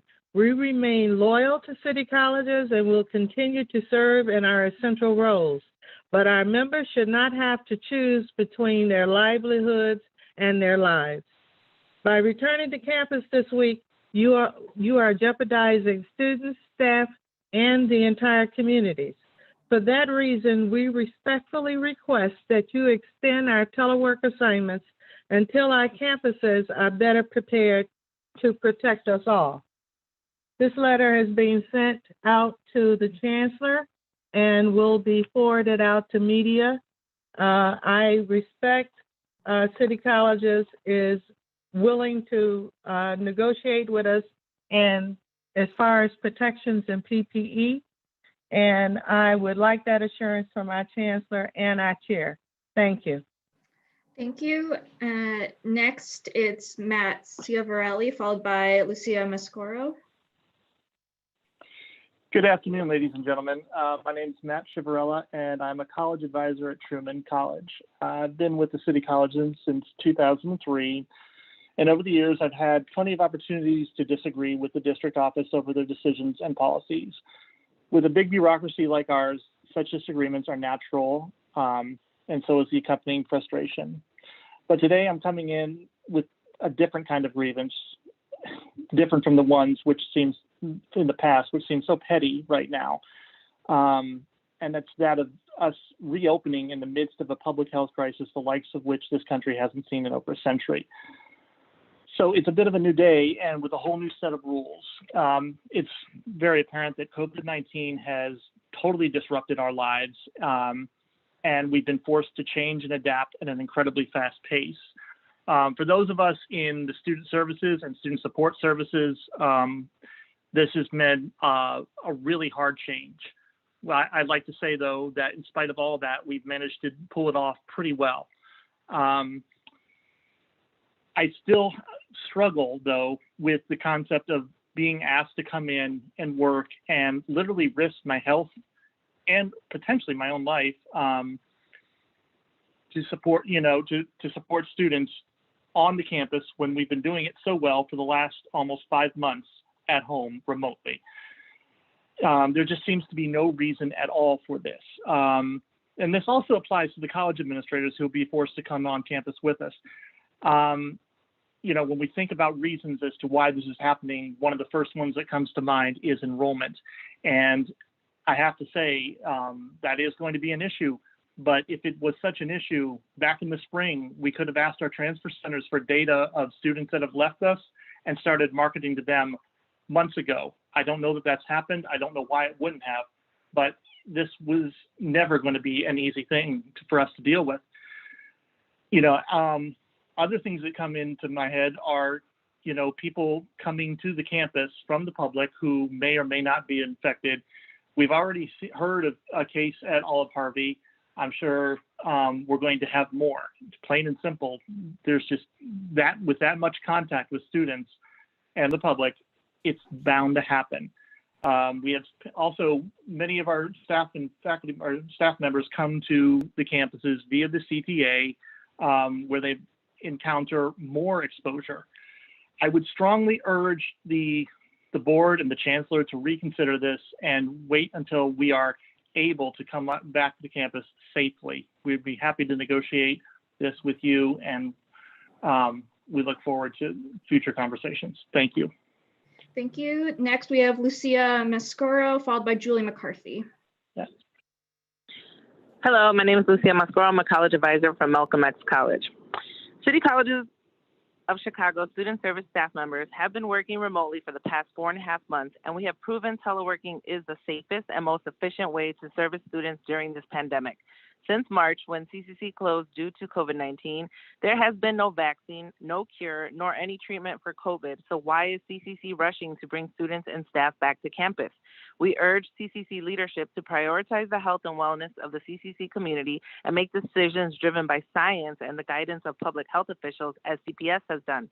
If the Chicago Department of Public Health has deemed it unsafe for CPS staff and students to return to schools, why is CCC going against these warnings? Reopening CCC campuses during this pandemic is dangerous. The reopening plans have a number of safety issues and lack efficiency, as student services we provide cannot be performed well while social distancing. Malcolm X College in particular offers the majority of the CCC health science programs. Many of our students work in healthcare and have shared with us that they work with COVID patients. These are the students that will be in our building sitting across from us, accessing computers that won't be disinfected between each use. Many of them have disclosed to us that they are struggling with school because they have COVID or have to care for family members that have it. These students are part of the population that is most at risk, and they are the highest reported carriers of COVID. We should not be servicing these students in person. Doing so exposes both staff and students to unnecessary risks. It is not a question of if a student or staff member will get COVID, it is a question of when. In addition to safety concerns, requiring staff to return to campus has presented problems for many of us with children. Over half of our department has children that will be home from school and or without daycare due to COVID, and CCC's only solution has been to make us take leaves of absences to stay home with them.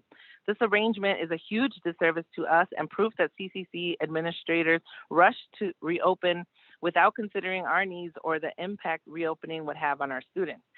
Registration and student services will be more effective if it remains remote.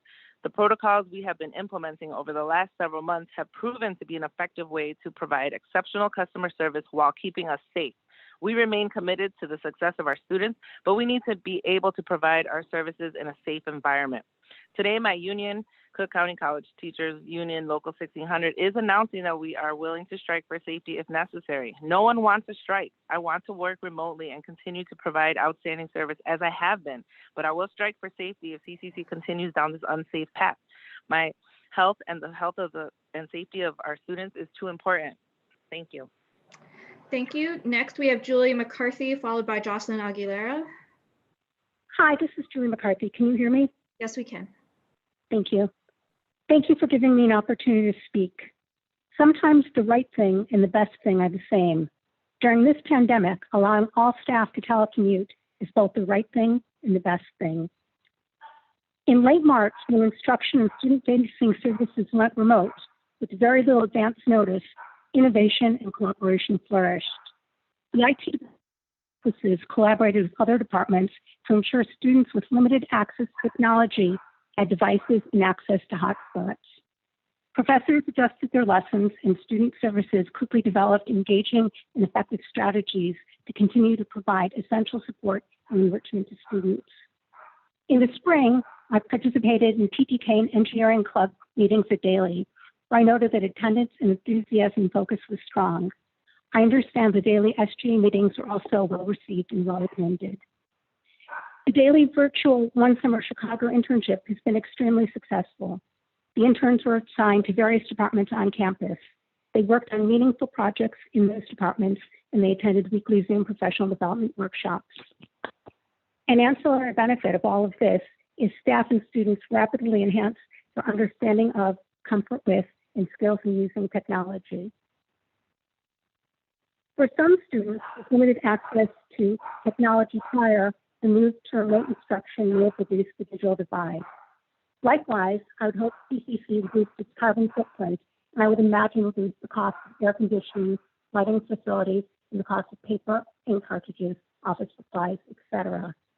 So instead of wasting precious resources, time and money, and engendering bad will by fighting the union's request that all staff be allowed to work remotely, I recommend that the CCC board embrace remote work, acknowledge and publicize faculty and staff innovation, and market innovative virtual CCC programs to students who may attend costly colleges both in Chicago and out of state.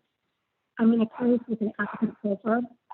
No matter how long you've gone down the wrong path, turn around. Thank you very much. Thank you. Next, we have Jocelyn Aguilera, and then Alice McGrath withdrew her request to speak, so then we will conclude with Hallie Belt. Hello, my name is Jocelyn Aguilera, and I am a student at Malcolm X College pursuing a degree in nursing. As a student at CCC, I am concerned that proper reopening measures like COVID testing, temperature checks, and proper CDC guidelines like the cleaning of computers and keyboards after each student are not being implemented at each campus. I have friends who have gotten COVID and have expressed how frightening and ruthless their fight with that virus is. And the fact that some of these measures are not being implemented is unsettling. I fear for my health and the health of my academic advisors who have selflessly been guiding me through this difficult pandemic. During the pandemic, I have been served by academic advisors, faculty, and staff through the virtual student services page, and I have had a great experience. When I get COVID, who is going to be responsible to telling my family that I got it at CCC? Who is going to be responsible for those of us who will inevitably catch it on campus because without proper measures like temperature checks or confirmation of COVID testing? Some will attend CCC campus asymptomatic and give it to other students and staff. I urge CCC to listen to their students and their staff to keep us safe from COVID-19. Thank you. Thank you. And Hallie Belt.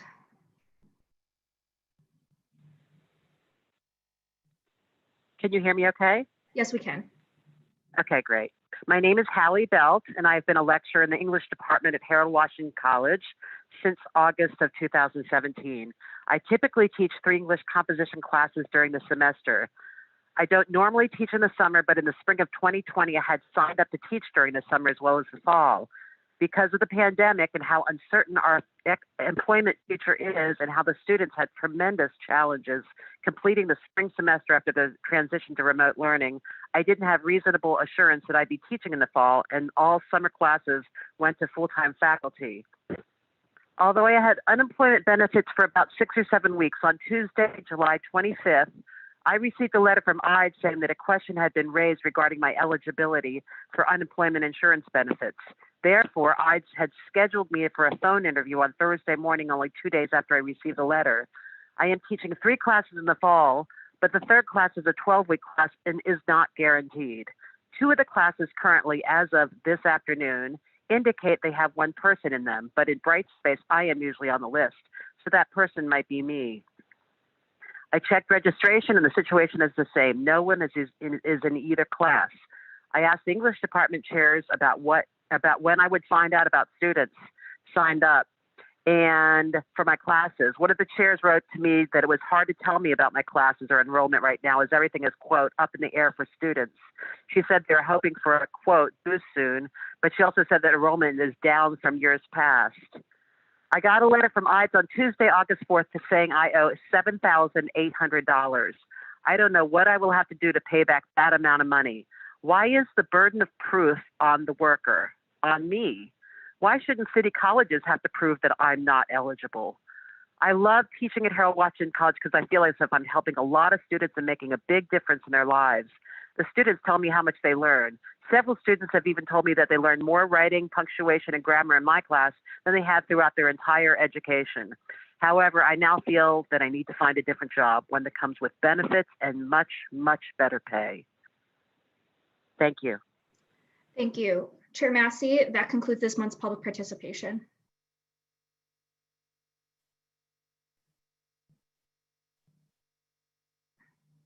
Chair Massey, you're still on. There we go. Thank you very much, everyone. We will now hear from Professor Keith Spruer with the Faculty Council report. Professor Spruer. Hello, can you hear me? Yes, we can. Okay, great. We're in a time of transition, so I really want to start by thanking Tracy for his time with us and wishing him the best in all of his future endeavors. And, you know, as his time ends, we have the beginning of Trustee Lopez. So thank you for joining us, and we look forward to everything that you have to offer us. You all don't know me, but I grew up ridiculously Baptist. Why am I telling you that? We are no respecters of time. So like the Chancellor, I have a slightly longer report today. However, I have timed it and it is no longer than any of the other reports that I've given, which does not say a lot. And here we go. Chairperson Massey, Board of Trustees, Chancellor Salgado, Provost Potter, officers of the district, faculty, staff, and all others streaming, good afternoon. Like everyone who is working from home, our FC4 members have been working overtime this summer. Our members are all volunteering their time and showing up while off contract to uphold the faculty's end of the bargain of ensuring the well-being of our institutions. By our next meeting, some of our current membership will change. So I want to publicly thank every member who has participated over this very strange and difficult summer. We've been able to do some really good work on behalf of students and faculty. Over the past month, FC4 has continued the conversations about transitioning online coursework to the colleges. As I've reported over the last 2 months, the work is important both for the health of our colleges, but also as a model for how shared governance should look. The steering committee has been selected and will have its first meeting soon. Thank you to Megan Chandler for leading this work in such an inclusive, egoless, and thoughtful manner. We would all do well to adopt this posture toward our work. Similarly, the work with the Developmental Education Committee led by Provost Potter was also a shining example of how shared governance in a fundamental aspect of our institutions. The depth and breadth of our exploration into developmental education in the city colleges and the inclusive manner in which the work was carried out and final recommendations made is a model that should be highlighted nationally in conversations of developmental education reform. What we have done could be used as an alternative to the one-size-fits-all legislative reforms we are seeing across the country. I hope that we take our innovative approaches like these to situate ourselves as national leaders in educational reform. In response to the Chancellor's call to engage in an anti-racism agenda within the city colleges, FC4 has created a new standing committee, the Diversity, Equity, and Inclusion Committee. This committee will convene for the first time this fall to articulate its mission and begin the work to make sure that these lenses are applied to all of the work that we do. It's one thing to say that we will explore these issues and continue critical conversations around race, gender, sexuality, differing ability, and various types of otherness. But often these actions are ephemeral and serve as performance rather than real ongoing discourse and actionable goals. This committee is charged with continuing this type of thinking and making it one of the pillars of our practice in all areas. And in the space in which this work doesn't get done, because we don't have the tools to conceptualize how diversity, equity, and inclusion interface with our work, we intend to bring the language that we can inhabit to see the interconnectedness of these crucial ideas in our everyday work. We stand at the ready and look forward to joining Chancellor Salgado in this agenda. Earlier this semester, it was announced that for the fall semester, as much coursework as possible would be remote. I want to highlight how the decisions about the classes would function in each modality came about.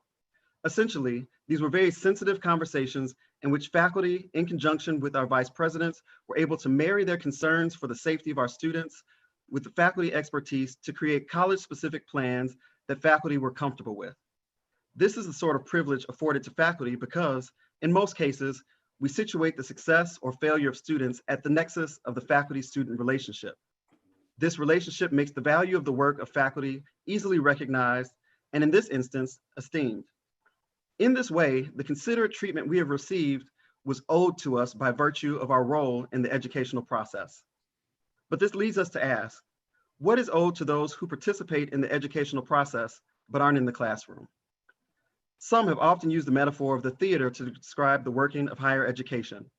They label faculty as the actors and professional and clerical employees as the stage crew, running things behind the scenes, but playing an equally important role. I'd argue that our professional and clerical staff are actually the first actors our students see, and they make appearances throughout the performance that is the student's college career. They are both actor and stage crew. This duality of roles, both on and off stage, suggests that they too are owed. So it is disappointing how the regard afforded faculty has not been given to our professional and clerical co-laborers.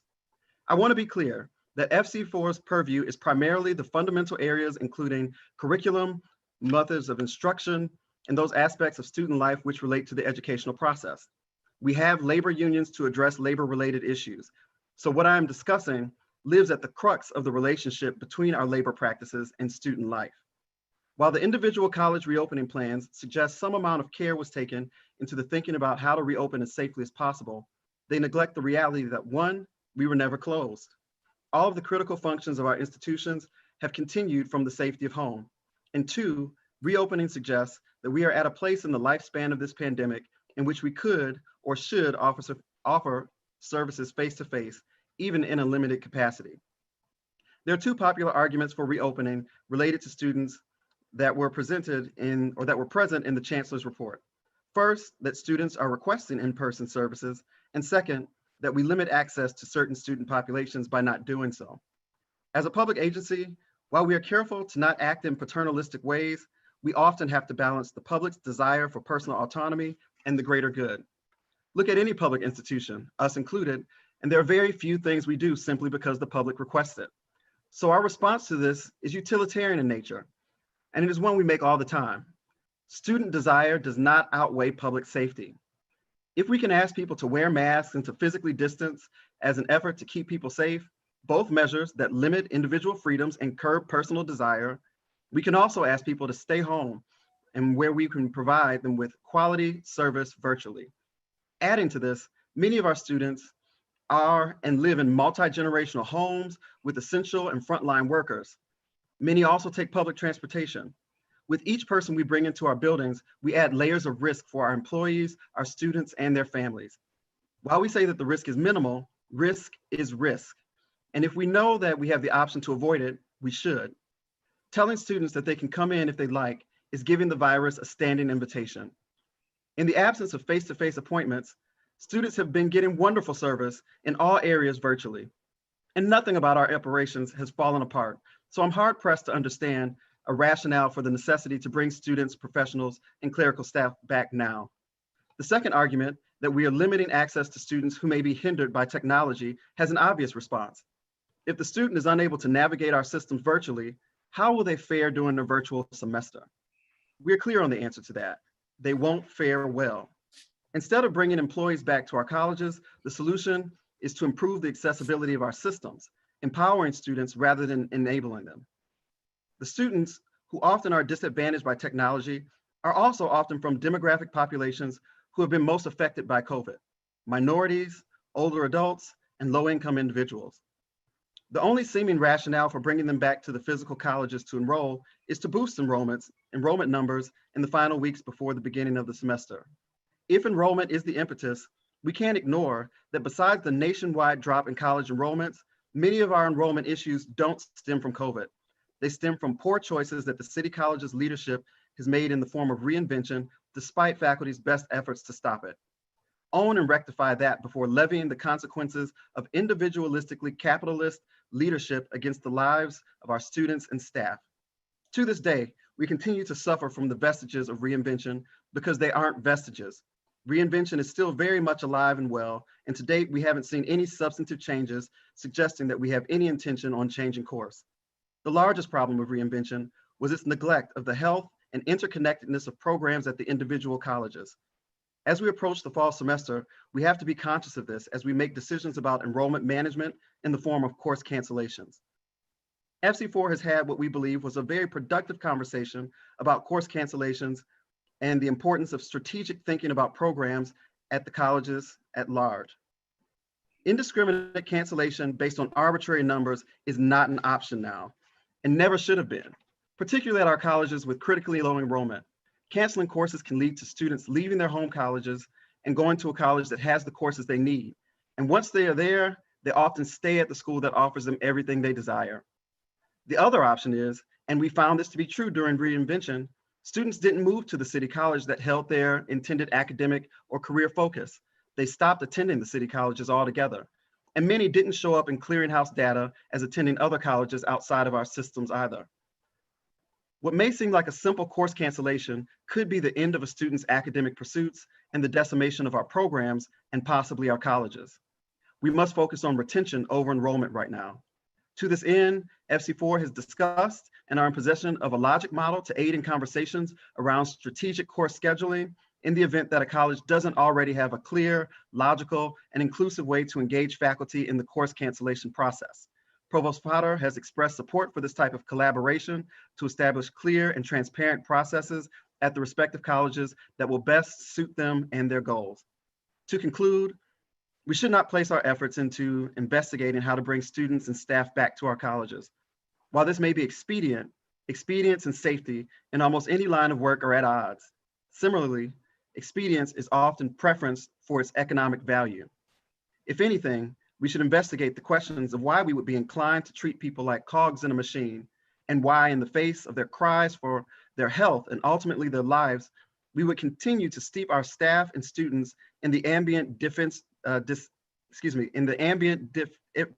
indifference to their voices that many of them face both at their places of employment and as they navigate the world.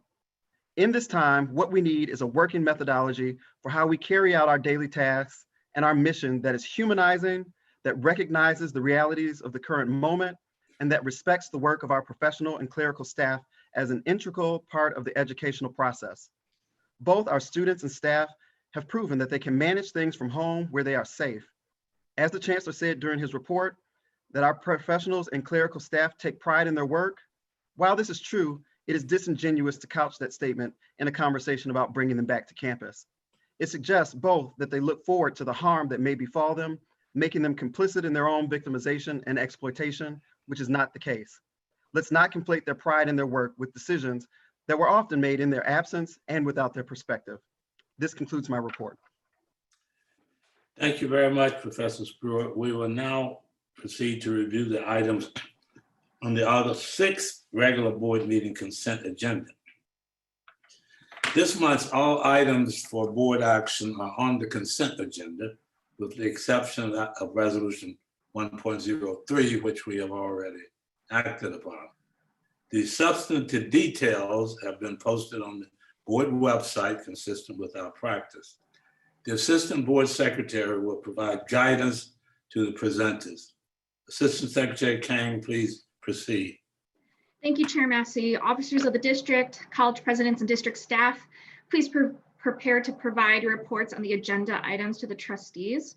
I will, at the beginning of each section, I will read the list of presenters and the appropriate reports, and then if you would follow one after another with a brief pause if there are any questions. So beginning in section 1 with the resolutions, Chief Financial Officer Rodriguez will review resolution 1.00, followed by Provost Potter's review of resolutions 1.01 and 1.02. Chief Advisor Fleming will review resolutions 1.04 through 1.06, and resolution 1.07 has also been reviewed. So CFO Rodriguez, please proceed. Thank you. Good afternoon, everyone. Resolution 1.00 is to adopt the annual budget for fiscal year ending June 30, 2021. The resolution highlights our compliance with the Public Community College Act as follows. Since June 23rd, we made the budget book available for public inspection on the CCC website. On June 26th, we gave notice of the budget public hearing in the Chicago Sun-Times. And on July 7th, we held a public hearing, which was at least 1 week prior to taking final action at this board. Thank you. I want to make a comment about the budget proceedings. I want to thank Trustee Williams, who chairs our Finance Committee, but who also provided extra time in working with our CFO and the Chancellor and others on behalf of the Board of Trustees in putting together the budget. Thank you, Trustee Williams. Resolution 1. Please. My pleasure. I'm sorry. Resolution 1.01 seeks board approval for faculty sabbatical leaves of either one semester or the full academic year. Full-time faculty are eligible for sabbatical every 6 years of service, and college committees and administrators review all proposals for impact, feasibility, and plans for dissemination. This year, there are 24 applications for sabbatical, 23 are for half-year leaves, and 1 is for a full year of leave. A sample of projects this year includes studying and identifying a plan of action for student success in English 102, developing real-world lab simulation assignments for use in cybersecurity programs, and we have 2 faculty collaborating on an interdisciplinary project to be able to identify pre-attack school behavior indicators and provide interventions to prevent school shootings. Finally, at the end of every sabbatical leave, faculty are expected to follow a process of reinstatement that includes a presentation of the products of their work. Moving on then to Resolution 1.02, this resolution is for the adoption of faculty rank promotions. Faculty promotions are based on time in rank and a comprehensive review of teaching, scholarly activities, and service. This year's recommendation includes 10 promotions from instructor to assistant professor, 11 promotions from assistant to associate professor, and 6 promotions from associate to full professor. Promotions affect a title change only and do not have bearing on tenure or pay.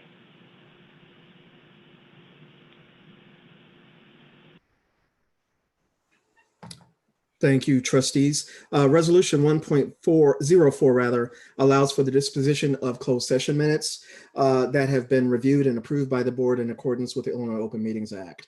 It further notes for the record that other minutes have been reviewed and are not yet eligible for release. Item 1.05 authorizes the Assistant Board Secretary to affix as appropriate and as approved by board action the signature of the board chair when directed to do so on required documents and materials. And resolution 1.06 is codifying updates to the board policies and procedures as they relate to the processes for naming district facilities.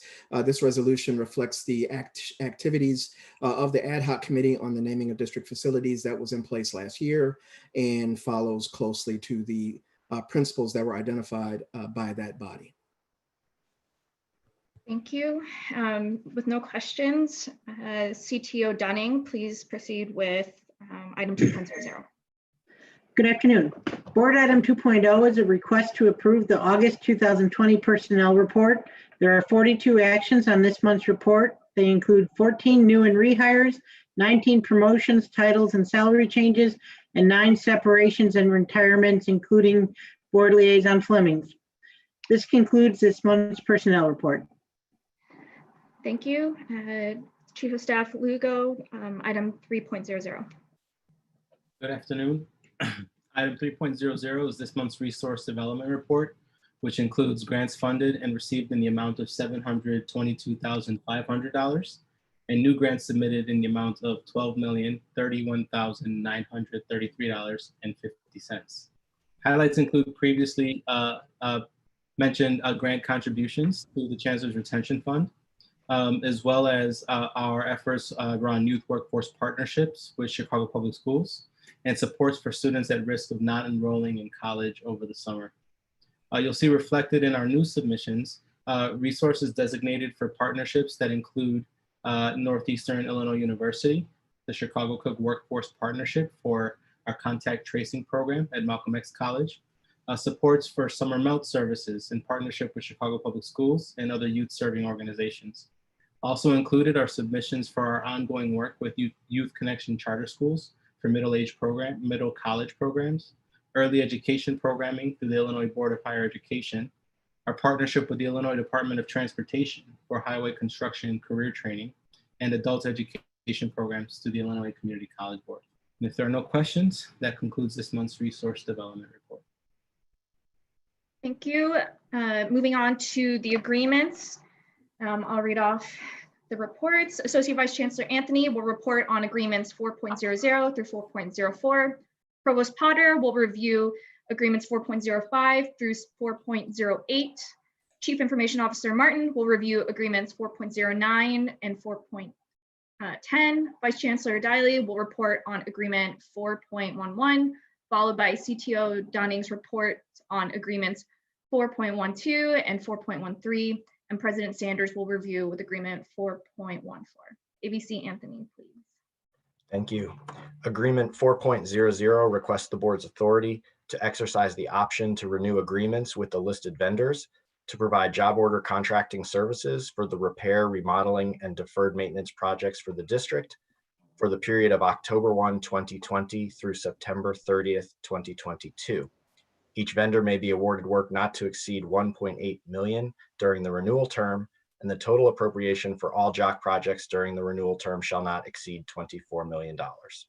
JOC is a system employed by government entities throughout the country and within the city of Chicago to accomplish construction improvements in a timely and cost-effective manner.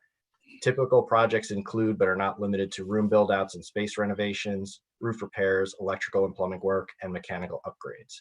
Contractors provide pricing for the projects based on a pre-priced construction catalog, and projects with a value greater than $25,000 are presented to the board for pre-approval. The total cost of each project will not exceed $500,000. Agreement 4.01 requests the board's authority to amend the existing agreement with Parkway Elevators for elevator, escalator, dumbwaiter, and wheelchair lift preventive maintenance and repair services district-wide for the period of May 10, 2019 through June 30, 2021 for an additional $500,000 for a total not to exceed value of $2,500,000. Agreement 4.02 requests the board's authority to exercise the option to renew an agreement with the Gordian Group to provide a catalog for use by contractors for pricing projects through the job order contracting program. The Gordian Group also provides full program management services on an as-needed basis to assist with City College's construction contracting operations. The renewal term shall run from September 1, 2020 through August 31, 2021 at a total cost not to exceed $350,000 for the renewal term. Agreement 4.03 requests the board's authority to enter into depends upon requirements agreements with Carno Conover and Associates and GSG Probe Consulting to provide environmental consulting services for the period of August 6, 2020 through September 30, 2021 at a total cost not to exceed $250,000 with options to renew for 2 additional one-year terms.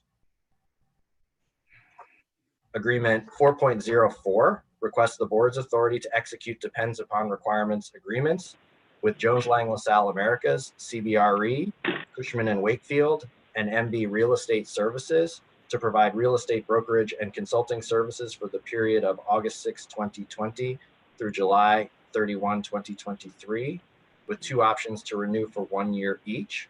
Realtor compensation shall not exceed 5% of any property sale price.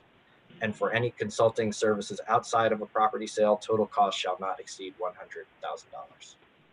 Hi, this is Trustee Tillman. I'd like to understand why we do not have any MBEs in that contract award. In the last contract for the Realtor, Trustee? For resolution 4.04.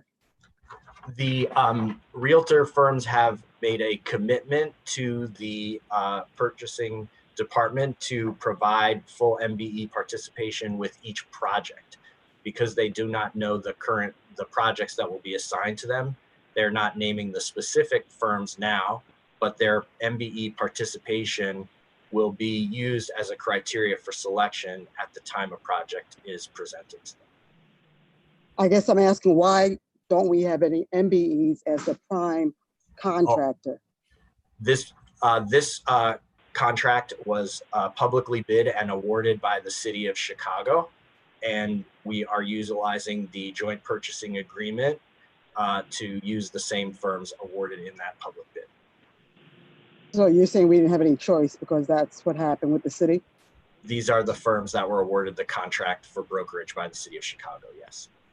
Okay, and then there's no commitment under the contract that we're signing that they will use MBEs? Or I just want to make sure I understand what's going to happen. Yes, they have committed in writing to meet our MWBE goals of 25 and 7% on each individual project, and they will propose those MBE subcontractors as they learn the scope of each project. Okay, thank you. Agreement 4.05 is with the Chicago Transit Authority for participation in the UPass program. City colleges will offer a discounted UPass program this fall for students enrolled in 9 or more credit hours. City Colleges has worked with the Chicago Transit Authority to be able to purchase and pay for passes on demand this fall, making continued participation in the program possible. City Colleges will cover half the cost of each UPass, and interested qualifying students will be asked to pay $70 toward the total cost of their pass. For financial aid students receiving full Pell Awards, those awards will cover the student portion of the UPass. Any other student who has financial hardship that would be a barrier to securing the pass may receive assistance from City Colleges. The agreement with CTA is for 1 year at an amount not to exceed $2 million. Agreement 4.06 is a renewal with Innovative Interfaces Incorporated, which provides back-end information technology support to library operations, primarily in collection management. This is the first renewal of this agreement and extends through August 2022 at a cost not to exceed $201,100. Agreement 4.07 is with EMSI LLC and SHI International Corporation for access to up-to-date labor market data. EMSI has provided labor market data for our use in program development and program review. This agreement, which is for 5 years through June 30th, 2025, at a total cost not to exceed $136,624, will also allow for the importation of labor market data into our college catalog so that students can see the types of jobs and earning potential that are associated with our programs. Agreement 4.08 is a ratification with College Source for the licensing of Transferology. Transferology is a nationwide network designed to help students answer the question, will my courses transfer? Students can access Transferology directly from the CCC website, enter their courses, and identify how many schools in the Transferology network have matching courses that may be awarded when the student transfers. Schools are ranked by the percentage of transfer coursework they accept for each student. This is one of 2 transfer-related tools that CCC licenses from College Source, and the ratification of this agreement through July 15th, 2022, at a total cost not to exceed $82,698, is intended to align in timing with the other tool, which is a transfer evaluation system that our advisors and registrars use. 4.09 is amendment to an existing agreement with Telecom Innovations Group, or TIG, to provide district-wide voice over IP protocol services. The recommendation will include a 2-year supported agreement and 2-year software assurance for Mitel. Mitel system is currently the primary telecommunication system which controls all our phones, call center, faxes, voices, call trees, and used by every employee daily. The amendment will commence no sooner than September 1, 2020, and will continue through June 30th, 2022.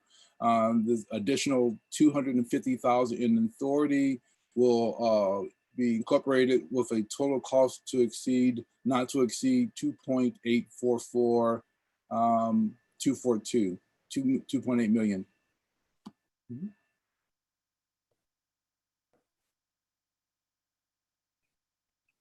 Resolution number 410 is an amendment to an existing agreement with Zoom Communication. Zoom is our primary online platform for collaboration. It has optimized our student virtual engagement, allowing CCC employees to collaborate with other users on and off the network via PC network, as well as mobile devices. The request is due to an increase in Zoom product necessitated by the COVID-19 crisis.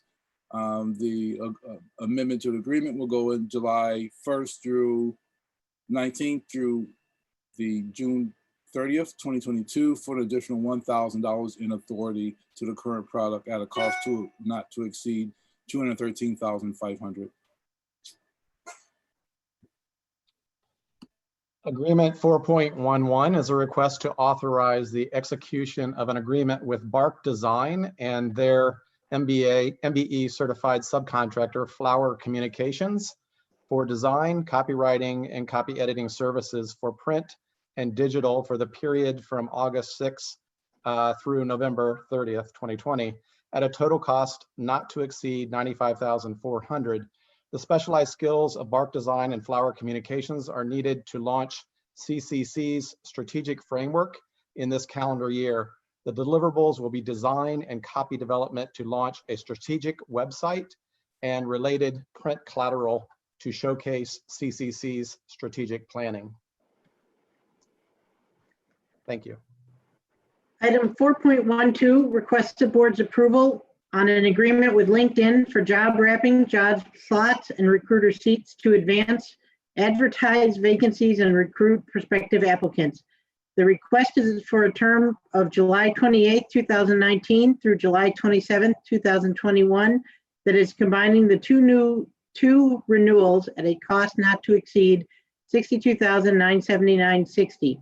The need for this ratification is due to an administrative error in not presenting the first renewal of this agreement to the board in 2019. Item 4.13 requests the board's approval on an agreement with Academic Search Inc. for executive search services on an as-needed basis for a new Vice Chancellor of Enrollment Management. This agreement will be in effect for the period commencing no sooner than August 10th, 2020 through December 31st, 2021 at a total cost not to exceed $52,000. Thank you. Hi, this is Trustee Truman again. I noticed on that contract that there's not an MBE on that one. Why is that? Maribel, I may need your help on this, but I believe it's because we use the piggyback option that allows us to utilize a company that has already passed the test through a different contract with a governmental agency. Well, why would we take that opportunity to use an MBE or WBE?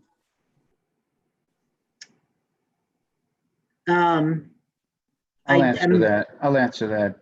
Thank you. CTO Dunning. I think we're just on a short time frame, Trustee Tillman. We did not plan to, quite frankly, utilize a search firm. We don't often utilize a search firm.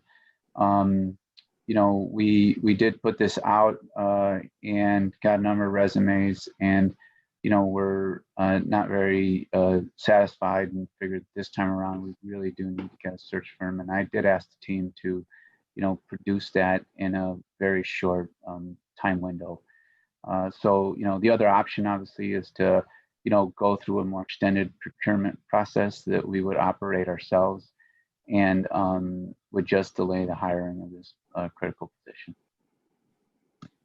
Yeah, I just think there are a lot of MBEs and WBEs struggling right now. So I should think we should bend over backwards to see if we could award these kinds of contracts to firms that who could qualify. I don't disagree at all, Trustee Tillman. The team knows very well.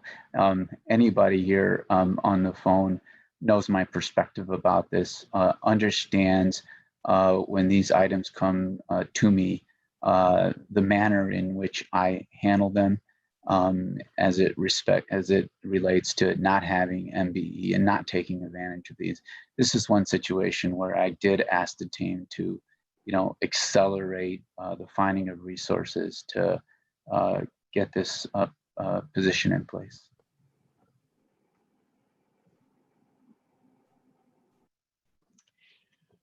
Board report number 4.14 requests authorization to execute an agreement with Assessment Technologies Institute to provide review program services for the students in the associate degree in nursing, practical nursing program, and to address remote proctoring of the ATI exam for the period from August 10th, 2020 through July 2nd, 2022 at a total cost not to exceed $1,042,620.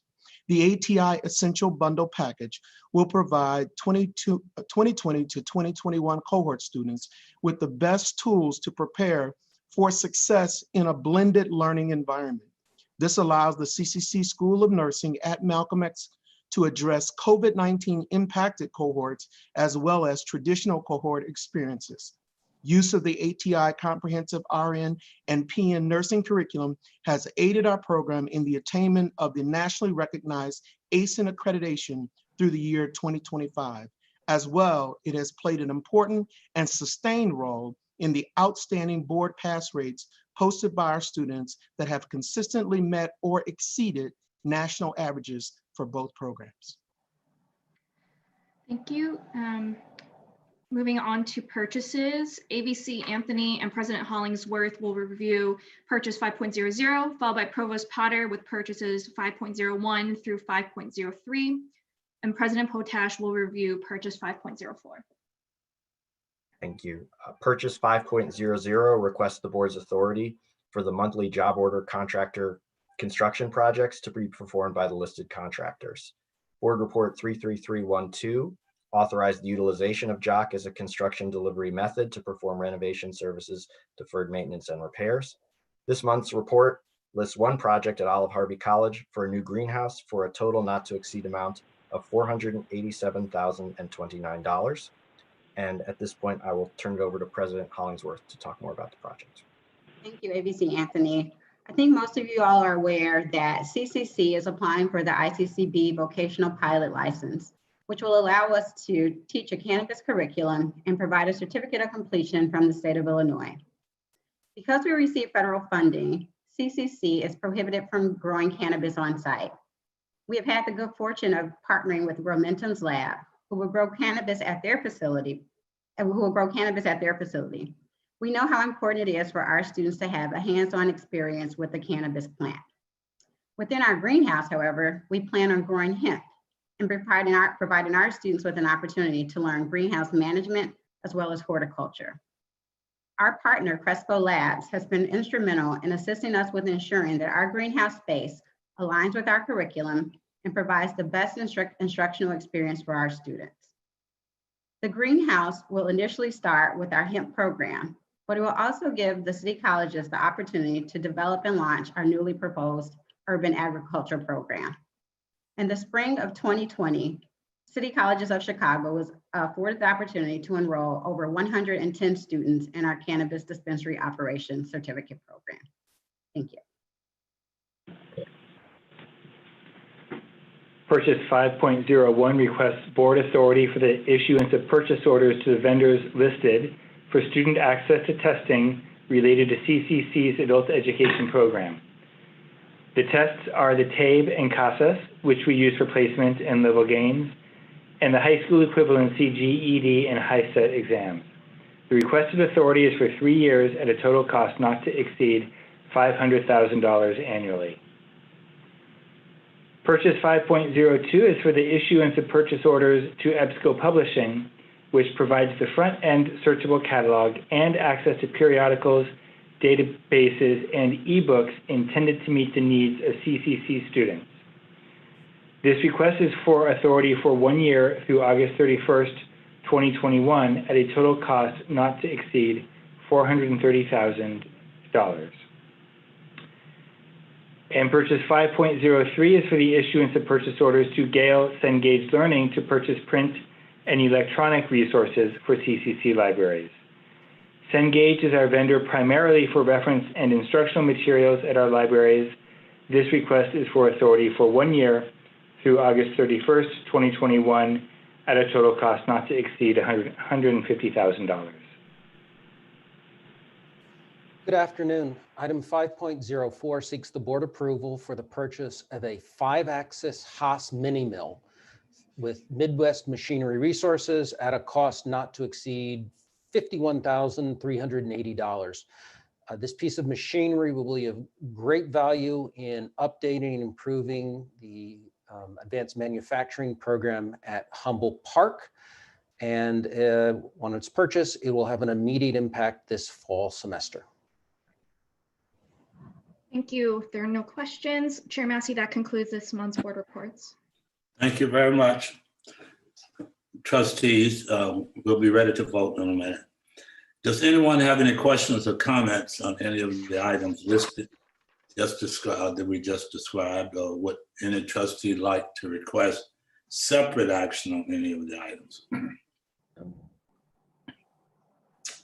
Hearing none, may I have a motion to approve the resolutions, personnel report, development report, resource development report, agreements, purchases. Sorry, what's happening? And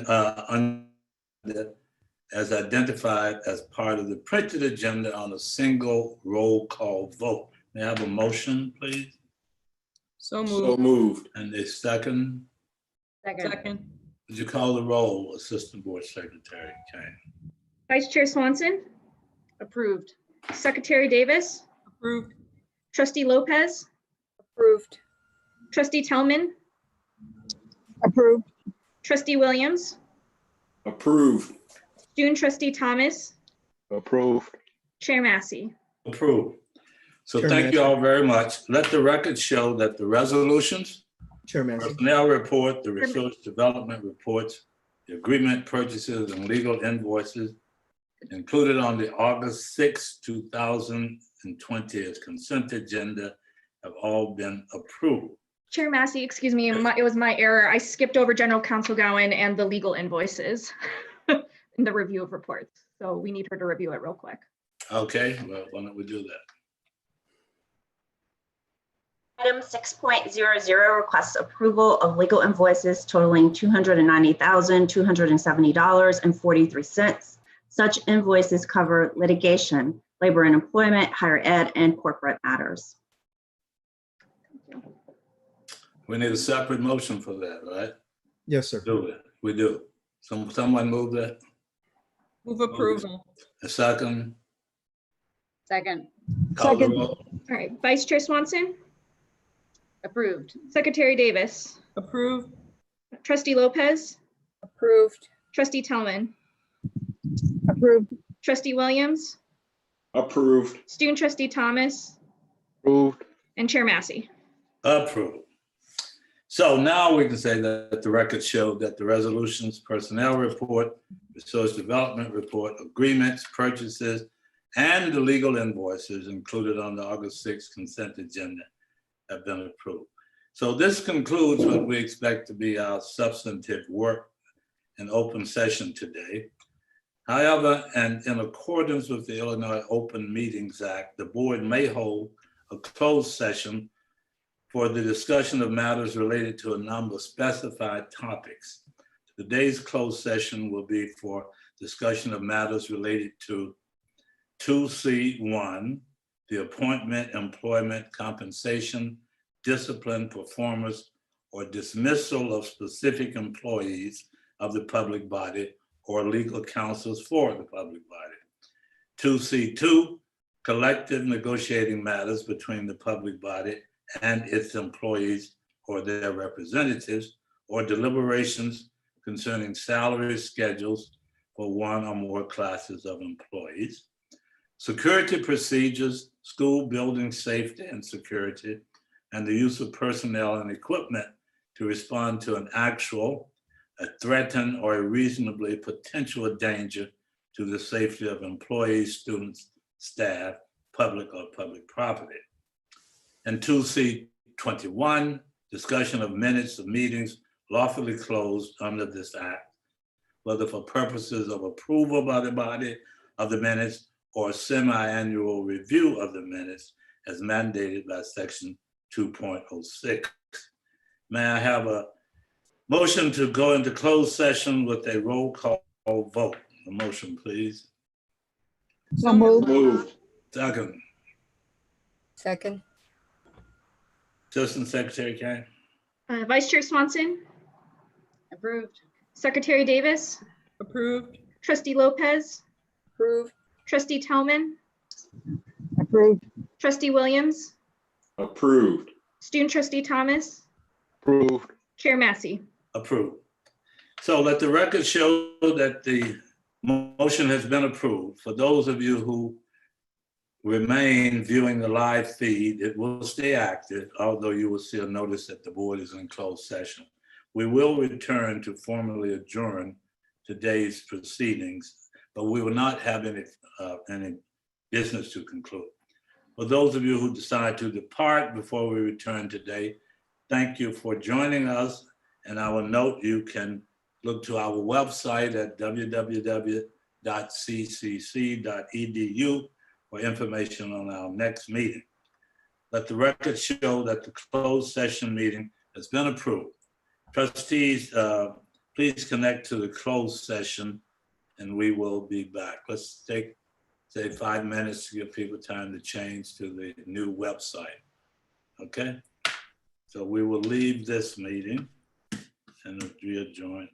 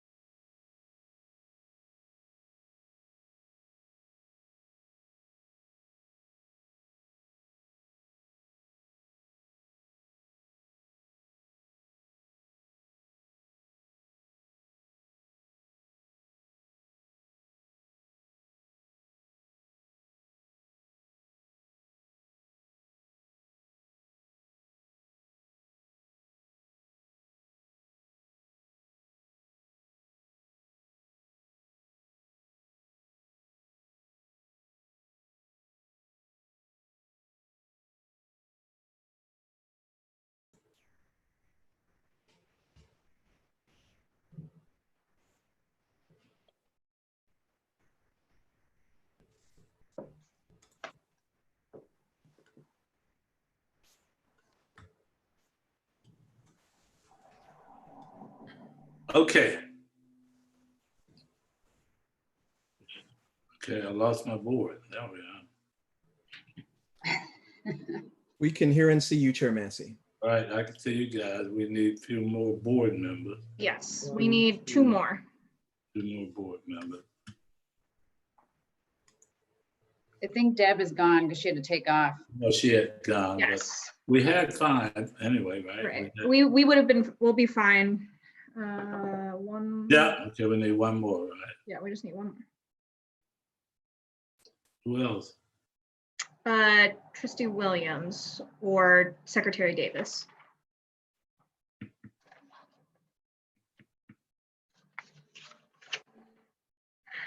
There we are. Okay. All right. So the August 6, 2020 regular board meeting is now reconvened. There was no action taken during this closed session. I will again remind everyone that we will not be meeting next month, but our next meeting will be on October 1st.